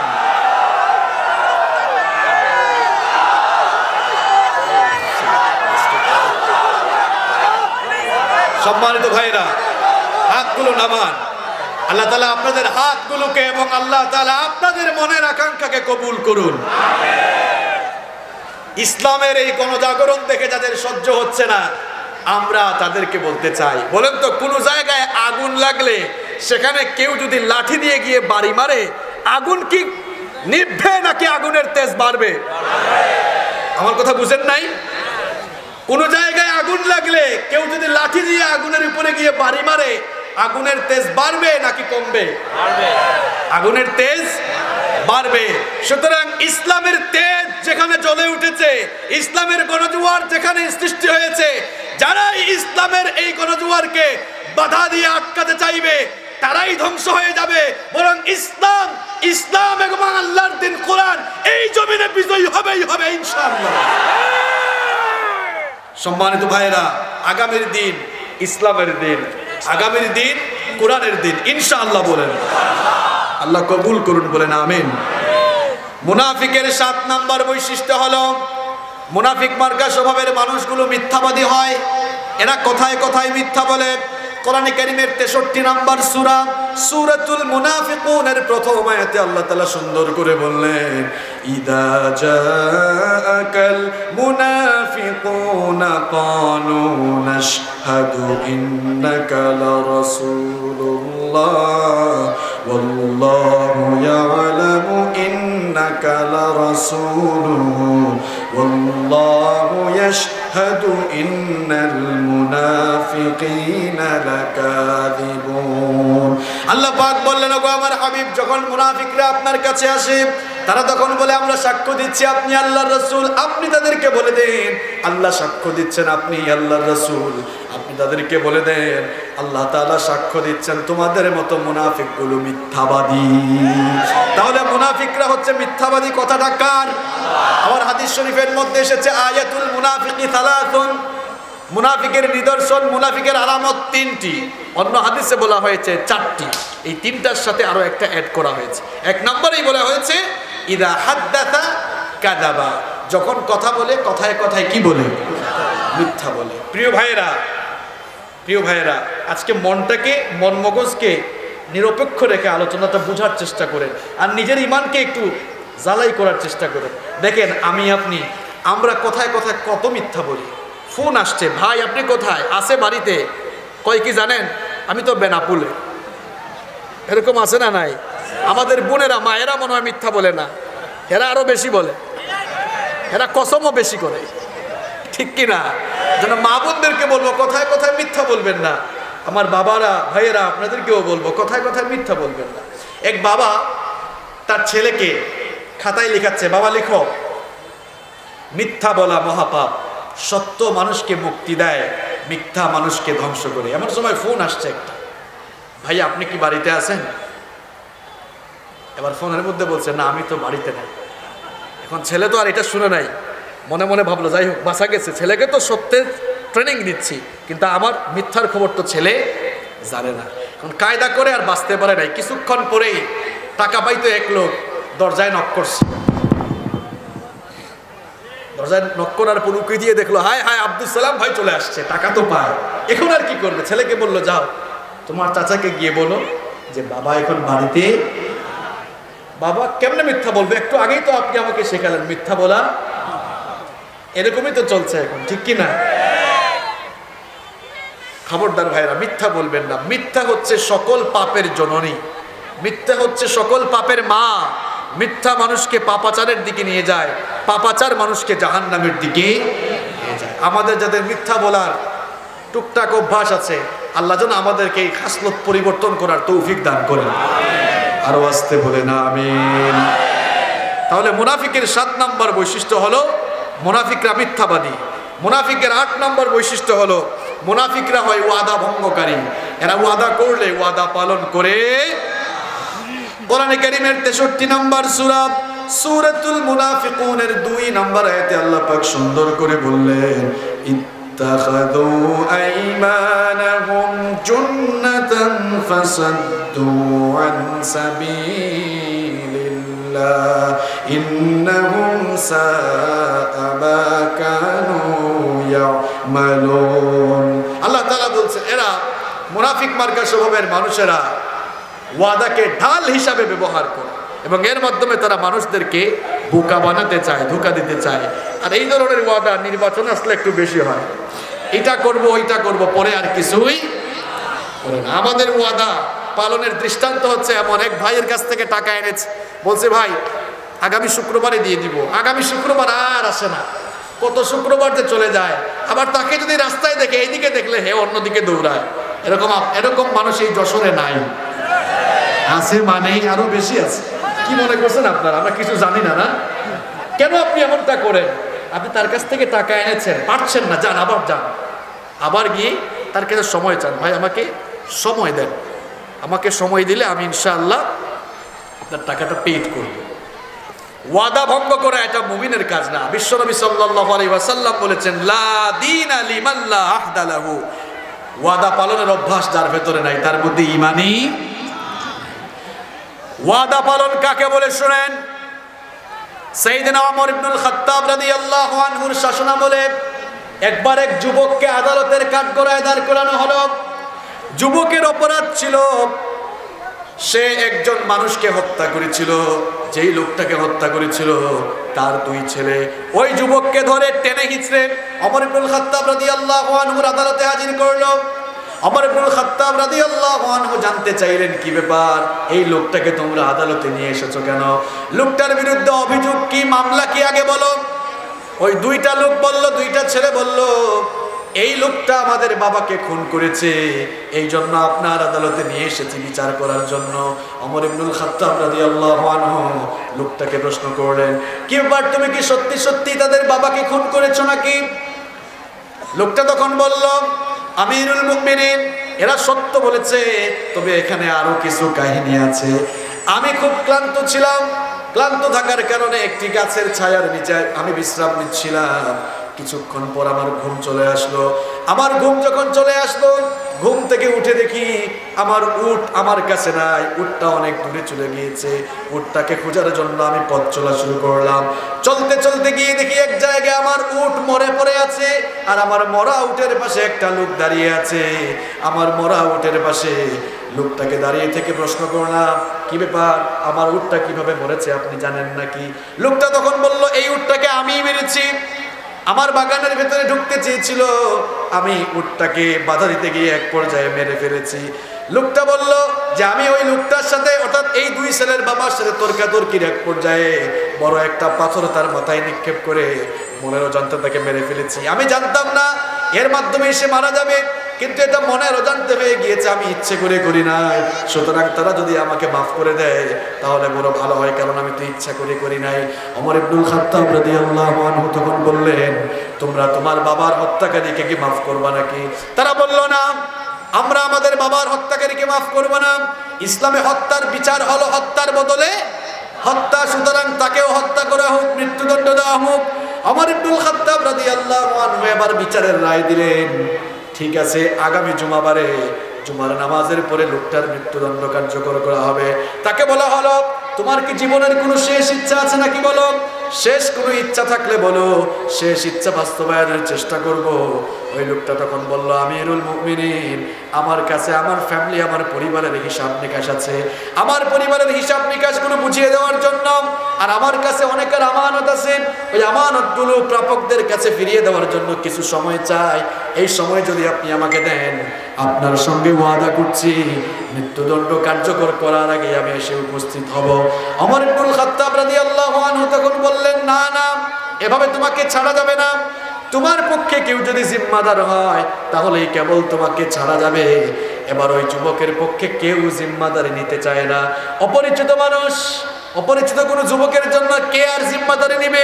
যুবক যখন বিপদে পড়ে গেল, সেখানে থাকা রাসূল সাল্লাল্লাহু আলাইহি ওয়াসাল্লামের সাহাবী, রাসূল সাল্লাল্লাহু আলাইহি ওয়াসাল্লামের সাহাবী আবু যার গিফারি রাদিয়াল্লাহু আনহু দাঁড়িয়ে বললেন, ওগো আমিরুল মুমিনিন, এই ছেলেটার জন্য আমি জিম্মাদার হব।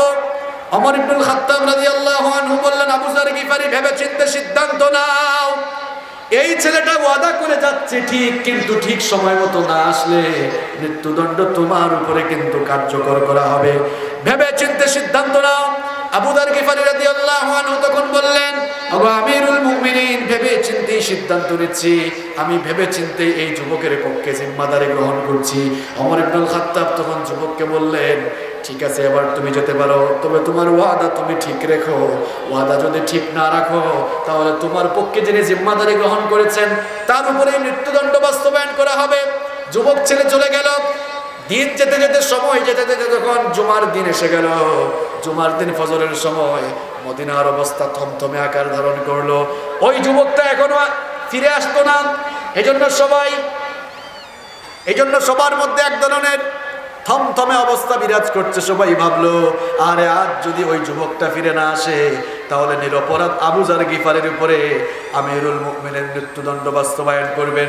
জুমার আযান হয়ে গেল, তখনও ওই যুবক আসে নাই।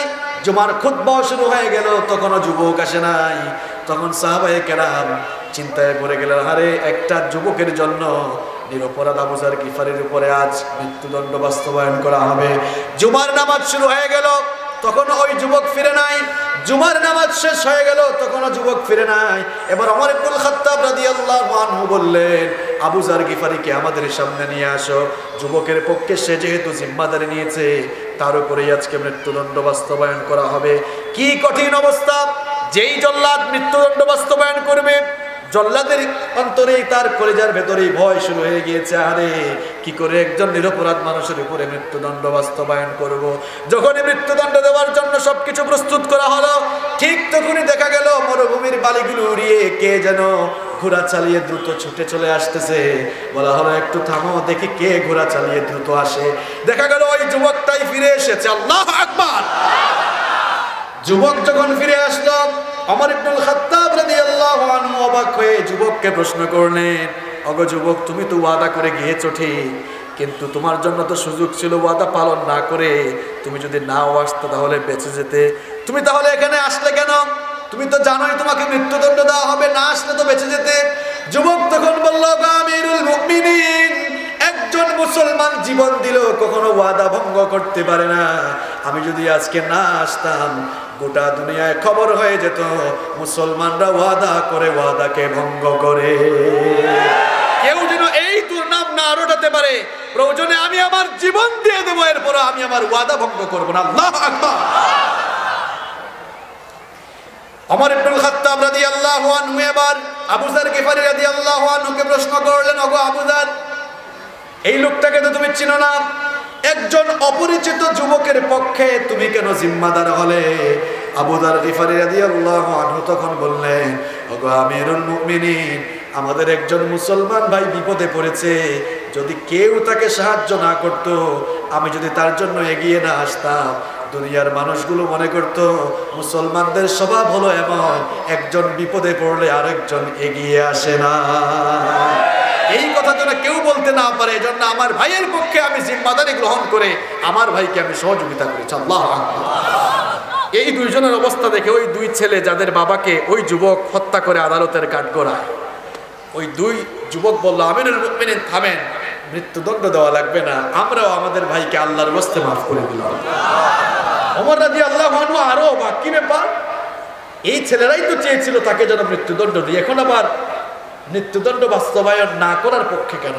প্রশ্ন করলেন, কেন তাদের মৃত্যুদণ্ড দেব না বলো? ওই দুইটা লোক তখন বলল, আমাদের এক ভাই ওয়াদা পালন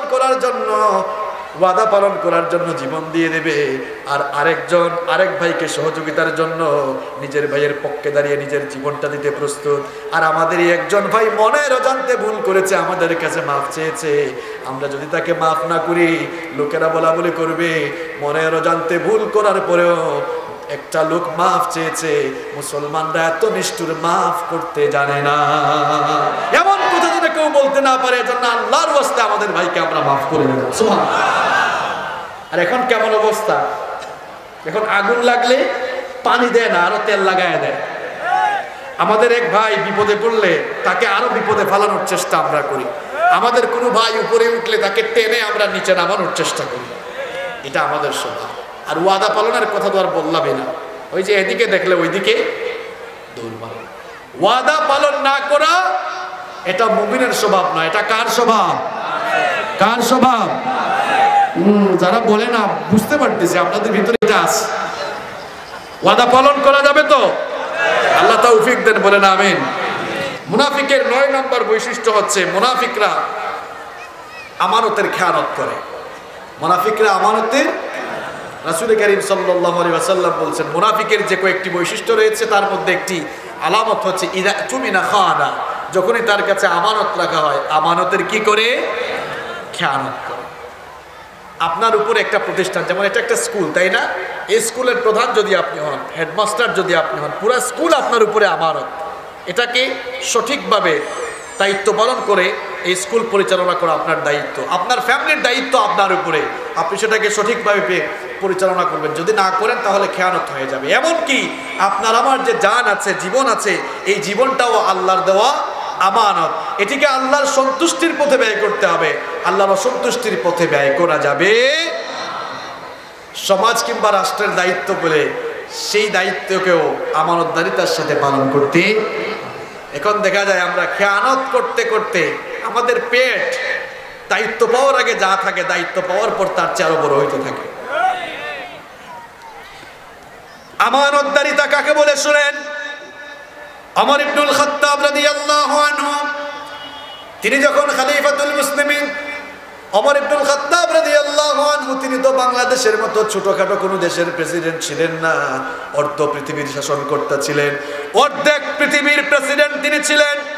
তার শাসনামলে তার কিছু আত্মীয় স্বজন তার সঙ্গে দেখা করার জন্য আসলেন। তিনি একটা রুমের ভেতরে মোমবাতি জ্বালিয়ে কাজ করতেছিলেন। তার কিছু আত্মীয় স্বজন এসে দরজায় নক করলেন, আসতে পারি? ওমর ইবনুল খাত্তাব রাদিয়াল্লাহু আনহু বললেন, থামো, একটু দাঁড়াও। তার সামনে থাকা মোমবাতির আগুন ফু দিয়ে নেভালেন, নতুন আরেকটি মোমবাতি জ্বালালেন। এই দৃশ্য দেখে দরজায় যারা দাঁড়িয়েছিলেন তারা অবাক হয়ে গেলেন। মোমবাতি নতুন করে জ্বালানোর পর ওমর রাদিয়াল্লাহু আনহু বললেন, এবার তোমরা আসতে পারো। ঘরে ঢুকেই তারা কৌতূহলী মনে জানতে চাইলেন, ওগো আমিরুল মুমিনিন, আপনার সামনে তো মোমবাতি জ্বালানো ছিল, সেই মোমবাতির আগুন নিভিয়ে দিয়ে নতুন করে মোমবাতি জ্বালালেন কেন? ওমর ইবনুল খাত্তাব রাদিয়াল্লাহু আনহু তখন জবাব দিলেন, তোমরা তো আমার আত্মীয় স্বজন, ব্যক্তিগত কথাবার্তা বলার জন্য এসেছো। তোমরা আসার আগে রাষ্ট্রের টাকায় কেনা মোমবাতি দিয়ে আমি রাষ্ট্রের কাজ করছিলাম। তোমরা তো আমার আত্মীয় স্বজন, ব্যক্তিগত কথা বলার জন্য এসেছো। সুতরাং রাষ্ট্রের টাকায় কেনা মোমবাতির আগুন জ্বালিয়ে যদি তোমাদের সাথে ব্যক্তিগত কথাবার্তা বলি, এটা রাষ্ট্রের আমানতের খেয়ানত হবে। এই জন্য রাষ্ট্রের টাকায় কেনা মোমবাতির আগুন আমি নিভিয়ে দিয়ে নিজের টাকায় কেনা মোমবাতির আগুন জ্বালিয়ে দিয়ে তোমাদের সঙ্গে এখন কথা বলছি। আল্লাহু আকবার। এই হচ্ছে আমানতদারিতার নমুনা। আর আমাদের দেশে আমানতদারিতার নমুনা কি জানেন? এতে মেম্বার হওয়ার আগে জমিন যা ছিল, মেম্বার হওয়ার পরে জায়গা জমি বাড়ে না কমে? বাড়ে না কমে? আমানতদার মানুষের বৈশিষ্ট্য হলো এরা নির্বাচনের আগে খরচ করে না, নির্বাচনের পরে খরচ করে। আর বেঈমান কিংবা খেয়ানতকারী মানুষের বৈশিষ্ট্য হলো এরা নির্বাচনের আগে খরচ করে, নির্বাচনের পরে তারা পেট ভরে। আপনি আগে খরচ করবেন কেন? জনগণের জন্য কাজ করবেন। জনগণ যাকে যোগ্য হিসাবে বানাবে সেই যাবে, পরে সে কাজ করবে। কিন্তু আমাদের সিস্টেম উল্টা, আগে নগদ, তাই না? আমানতের খেয়ানত করা, আমানতের খেয়ানত, এটা মুনাফিকের। বিশ্বনবী সাল্লাল্লাহু আলাইহি ওয়াসাল্লামকে প্রশ্ন করা হলো, আল্লাহর নবী, মাতা সাআহ, কখন কিয়ামত হবে? বিশ্বনবী সাল্লাল্লাহু আলাইহি ওয়াসাল্লাম তখন বললেন, ইদা দুইয়াতিল আমানাতি ফান্তাজিরিস সাআহ, চতুর্দিকে যখন আমানতের খেয়ানত শুরু হয়ে যাবে তখন কিয়ামত শুরু হয়ে যাবে। সাহাবায়ে কেরাম তখন বললেন, কাইফা ইদাআতুহা ইয়া রাসূলুল্লাহ, বলেন সাল্লাল্লাহু আলাইহি ওয়াসাল্লাম, গো আল্লাহর নবী, চতুর্দিকে আমানতের খেয়ানত কেমনে শুরু হবে? বিশ্বনবী সাল্লাল্লাহু আলাইহি ওয়াসাল্লাম তখন বললেন, ইদা উসনিদাল আমরু ইলা গায়রি আহলিহি ফান্তাজিরিস সাআহ, যখন যোগ্যতা সম্পন্ন চেয়ারগুলোতে অযোগ্য মানুষ বসে যাবে তখন এই কিয়ামতের আলামত শুরু হয়ে যাবে। বক্তা হওয়ার যোগ্যতা নাই, বক্তা হয়ে যাবে। সভাপতি হওয়ার যোগ্যতা নাই, সভাপতি হয়ে যাবে। মেম্বার হওয়ার যোগ্যতা নাই, মেম্বার হয়ে যাবে। চেয়ারম্যান হওয়ার যোগ্যতা নাই, চেয়ারম্যান হয়ে যাবে। এমনকি সারা জীবন নেচেছে, গেয়েছে, কবর দুলিয়েছে, সুযোগ পাইলে সর্বোচ্চ জায়গায় যাওয়ার সুযোগও ছাড়ে না। এগুলো কিন্তু কিয়ামতের আলামত। জোরে করে, এগুলো কি? আহারে, দেখা যায় শিক্ষিত মানুষগুলো ডানে বামে বসে আছে, আর একেবারে তাদেরকে যারা চেয়ারপারসন হয়ে সভাপতিত্ব যিনি করছে নামও লিখতে জানে না। অথচ দেখা যায় ডানে বামে যাদের সামনে কথা বলছে তারা সবাই উচ্চ শিক্ষিত মানুষ, আর যেই লোকটা এদেরকে নেতৃত্ব দিচ্ছে বকলম। বিশ্বনবী সাল্লাল্লাহু আলাইহি ওয়াসাল্লাম বলছেন, কিয়ামতের আগে ইদা উসনিদাল আমরু ইলা গায়রি আহলিহি ফান্তাজিরিস সাআহ, কিয়ামতের আগে যোগ্যতার চেয়ারগুলোতে অযোগ্য মানুষ বসে যাবে আর যোগ্যতা সম্পন্ন মানুষগুলো নিচে থাকবে। এই সময়গুলো যখন চলে আসবে কিয়ামতের আলামত শুরু হয়ে যাবে। আমানতের খেয়ানত মুনাফিকের। তাহলে আমরা মুনাফিকের 9 নম্বর বৈশিষ্ট্য জানলাম। মুনাফিকরা খেয়ানতকারী হয়। মুনাফিকের 10 নম্বর বৈশিষ্ট্য হলো মুনাফিকরা কোরআনের আইনের বিরোধী হয়। মুনাফিকরা কোরআনের আইনের বিরোধী হয়। তারা কোরআন তেলাওয়াতের পক্ষে, কোরআনকে মসজিদে রাখার পক্ষে, কিন্তু কোরআনের কথা বলা, কোরআনের আন্দোলন করা, এমনকি কোরআনের শাসনের তারা বিপক্ষে। আল্লাহর কোরআন শুধু মসজিদে থাকার জন্য আসে নাই। বিশ্বনবী সাল্লাল্লাহু আলাইহি ওয়াসাল্লাম কোরআনকে যেমন মসজিদে নববীতে রেখেছেন, বিশ্বনবী সাল্লাল্লাহু আলাইহি ওয়াসাল্লাম এই কোরআন দিয়ে 10 বছর মদিনার রাষ্ট্র শাসন করেছে। তাহলে যারা বলবে কোরআন মসজিদে থাকবে, সমাজ পরিচালনায় কোরআন লাগবে না, এরা কি নবীজির বন্ধু না নবীজির দুশমন? এরা কি ঈমানদার না মুনাফিক? মুনাফিকরা কোরআনকে সহ্য করতে পারে না।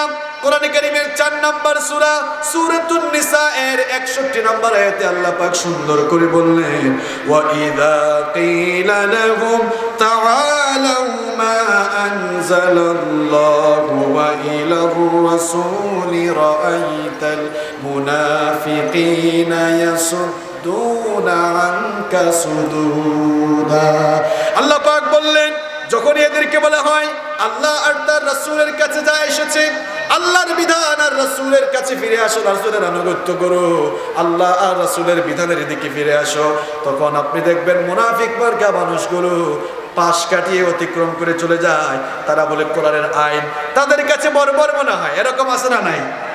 কিছু হাঁস মুরগি সূরা আছে দেখবেন কিছুদিন পরপরই বলবে যে কোরআনের আইন এগুলো বর্বর আইন। দেখো না, চুরি করলে চুরির অপরাধের কারণে হাত কেটে ফেলা হয়।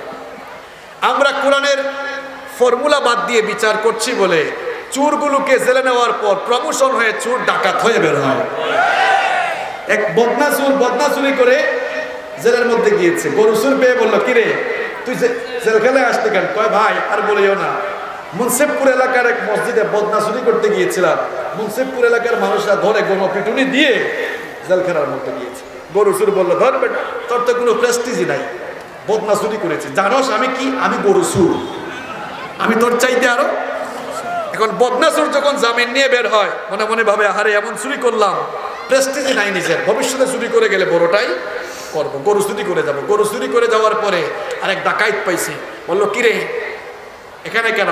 আর বলিয়েন না, মুন্সিফপুর এলাকায় গিয়েছিলাম গরু চুরি করার জন্য, গরু চুরি করতে যাইয়া ধরা যখন খেলাম মানুষ আমাদেরকে পিটনি দিয়া এরপরে এখানে পাঠাইছে। গাধা, আমি কে তুই জানোস? আমি তো অনেক বড় ডাকাইত, আমি শুধু চুরি করি না বরং মানুষের বাড়িতে হামলা চালায় দলবল সহই করি, ডাকাতি করে। তখন চুর ডাকাইত হওয়ার ধান্দা করে, ডাকাইত হয়ে যখন জেলে যায় তখন পাইছে দুর্নীতিবাজের লাগান। দুর্নীতিবাজ বললো কিরে তুই এখানে কেন? আমি এই কাজ আসছি করে। তখন বলে ঠিক আছে জেলখানায় যতদিন থাকবে আমাকে বস মানবে, কারণ আমি তোরও উপরে, আমি তো রাস্তাঘাটে রড দেই না, সুযোগ পাইলে বাস দিই। তখন সেও ওই ধরনের চুর হওয়ার চিন্তা করে। আমরা আমাদের প্রচলিত আইন দিয়ে বিচার করছি, চোরেরা জেলখানায় যাচ্ছে, কিছুদিন পর জামিন নিয়ে নিয়ে বের হচ্ছে বলে এই দেশে চোর কমতেছে না বাড়তেছে। আমি আজকের এই জনশ্রুতে বলে যেতে চাই, চুরির বিচার একটা বিচার কোরআন দিয়ে করে। ইসলামের চুরির বিচার হলো প্রমাণিত হলো হাত কেটে দাও, জনসম্মুখে বিচার করো। একটা চুরির বিচার করে দেখেন এই মুন্সিফপুর আর যশোরে যতগুলো চোর ডাকাত আছে একটা বিচার দেখেই জনমের মতো সাইজ হয়ে যাবে। আজ জেনা ধর্ষণের বিচার, জেনা ধর্ষণ বাড়ছে কেন জানেন? কারণ কোরআন দিয়ে বিচার করা হয় না। কোরআন দিয়ে যদি জেনা বেবিচার চুরি ডাকাতির বিচার করা হয়, একটা বিচার দেখেই এই দেশের যতগুলো চোর ডাকাত লুচ্চা ইতর বদমাশ রয়েছে সবগুলো জনমের মতো সাইজ হয়ে যাবে। এজন্য আমরা কোরআনের বিচার চাই কি চাই না? আল্লাহ কবুল করুন, বলেন আমিন। প্রিয় ভাইরা, সময় বেশি নাই, আমি 5 মিনিটেই শেষ করবো ইনশাআল্লাহ। আপনারা মূল কথা তো বাকি আছে এখনো, কেউ উঠবেন না তো ইনশাআল্লাহ। মুনাফিকের 11 নম্বর বৈশিষ্ট্য হলো, এটা কি বলবো? বলবো তো এটা। মুনাফিকের 11 নম্বর বৈশিষ্ট্য হলো মুনাফিকরা সব সময় একটা ভয়ের ভিতরে থাকে, না জানি কোন সময় কোন আয়াত আমাদের চরিত্র ফাঁস করে দেয়। 1500 বছর আগে যখন বিশ্বনবী সাল্লাল্লাহু আলাইহি ওয়াসাল্লামের উপরে কোরআন নাযিল হচ্ছিল, মুনাফিকরা সব সময় ভয়ে থাকতো, না জানি আমাদের মুনাফিকি কর্মকাণ্ড কোন সময় আয়াত নাযিল করে আল্লাহ জানিয়ে দেন কিনা। কোরআনে কারীমের 9 নম্বর সূরা সূরাতুত তাওবা এর 64 নম্বর আয়াতে আল্লাহ তাআলা বলছেন, ইয়াহযারুল মুনাফিকুনা আন তুনাজ্জালা আলাইহিম সূরাতুন তুনাব্বিউহুম বিমা ফি কুলুবিহিম কুল ইস্তাহজিউ ইন্নাল্লাহা মুখরিজুম মা তাহযারুন। আল্লাহ তাআলা বলছেন কোরআন কারীমের 9 নম্বর সূরা সূরাতুত তাওবা এর 64 নম্বর আয়াতে বলছেন, ওগো আমার হাবিব, মুনাফিকরা সব সময় ভয়ে থাকে, না জানি কোন সময় কোন সূরা বা আয়াত নাজিল করে আল্লাহ তাদের চরিত্র ফাঁস করে দেন কিনা। আমার ভাইয়েরা, এখনো মুনাফিকের উত্তরসূরিরা দুনিয়াতে আছে। মুনাফিকরা হুজুর দেখলেই মাহফিল হলেই তারা ভয়ে থাকে, না জানে হুজুর মাইকের সামনে কোন সময় আমাদের সকল চরিত্র ফাঁস করে দিয়ে আমাদেরকে উলঙ্গ করে নাকি জাতির সামনে ছাড়ে। এজন্য হুজুররা আসলে স্লিপ দেওয়া হয়, হুজুর এইটা বলিয়েন ওইটা বলিয়েন না, হুজুর এই জিনিসটা দয়া করে বললেন না, এরকম আছে না নাই? কারণ মনের ভিতরে ভয়, যদি কোরআনের আয়াত দিয়ে সবকিছু ফাঁস করে দেয়, এরকম আছে না নাই? এইরকম স্বভাবের মানুষরা ইমানদার না মুনাফিক? আরো জোরে, ইমানদার না মুনাফিক? মুনাফিকের 12 নম্বর বৈশিষ্ট্য হচ্ছে মুনাফিকরা কাফেরদের সাথেও আতাত করে চলে, মোমেনদের সাথেও আতাত করে চলে। মুনাফিকের 13 নম্বর বৈশিষ্ট্য হলো এরা যুদ্ধ বিগ্রহকে এড়িয়ে চলে, আন্দোলনকে এড়িয়ে চলে। এরা দেখা যায় ইসলাম কিংবা ইসলাম রক্ষার আন্দোলন যখন আসে তখন তারা মুনাফিকের মতো ঘরে বসে থাকে। বিস্তারিত আমি আর যাচ্ছি না। 14 নম্বর হচ্ছে মুনাফিকরা সবসময় ইমানদাররা বিপদে বললে খুশি হয়। মুনাফিকের 15 নম্বর বৈশিষ্ট্য হলো মুনাফিকরা নিজেদেরকে সবসময় বুদ্ধিমান আর চালাক ভাবে। কোরআনে কারীমের 2 নম্বর সূরা সূরাতুল বাকারা এর 13 নম্বর আয়াতে আল্লাহ তাআলা বললেন, ওয়া ইযা ক্বিলা লাহুম আমিনু কামা আমানান নাস ক্বালু আনুমিনু কামা আমানাস সুফাহা। আল্লাহ তাআলা বললেন, যখন এদেরকে বলা হয় ইমানদারদের মতো তোমরাও ঈমান আনো, তখন তারা বলে আমরা কি বোকা লোকদের মতো ঈমান আনবো নাকি? তারা নিজেদেরকে চালাক মনে করে। আল্লাহ তাআলা বলছেন, আলা ইন্নাহুম হুমুস সুফাহাউ ওয়ালাকিন লা ইয়ালামুন। এরা জানে না যে এরা নিজেরাই বোকা, নিজেরাই নির্বোধ। মুনাফিকের এই যে 15টা বৈশিষ্ট্য বললাম, 15টা চরিত্রের কথা বললাম, এই 15টা চরিত্র যদি আমার চরিত্র বা আপনার চরিত্রের সাথে মিলে যায়, এই চরিত্রগুলো তাওবা করে আজ থেকে এখান থেকে বের হওয়ার দরকার আছে না নাই? আল্লাহ তাআলা আমাদের ঈমানকে মুনাফিকের ভাইরাস থেকে হেফাজত করুন, আমরা বলি আমিন। সম্মানিত ভাইয়েরা, কেউ দাঁড়াবেন না। এতক্ষণ আলোচনা শুনেছি, এই প্রচন্ড রোদের মধ্যে আপনারাও বসেছেন, দেখেন রোদ সরাসরি আমার মুখে লাগতেছে, তাকাতেও পারতেছে না। এরপরও আপনাদের সামনে আমি কথা বলেছি, আমরা একসঙ্গে মোনাজাত করে উঠবো ইনশাআল্লাহ।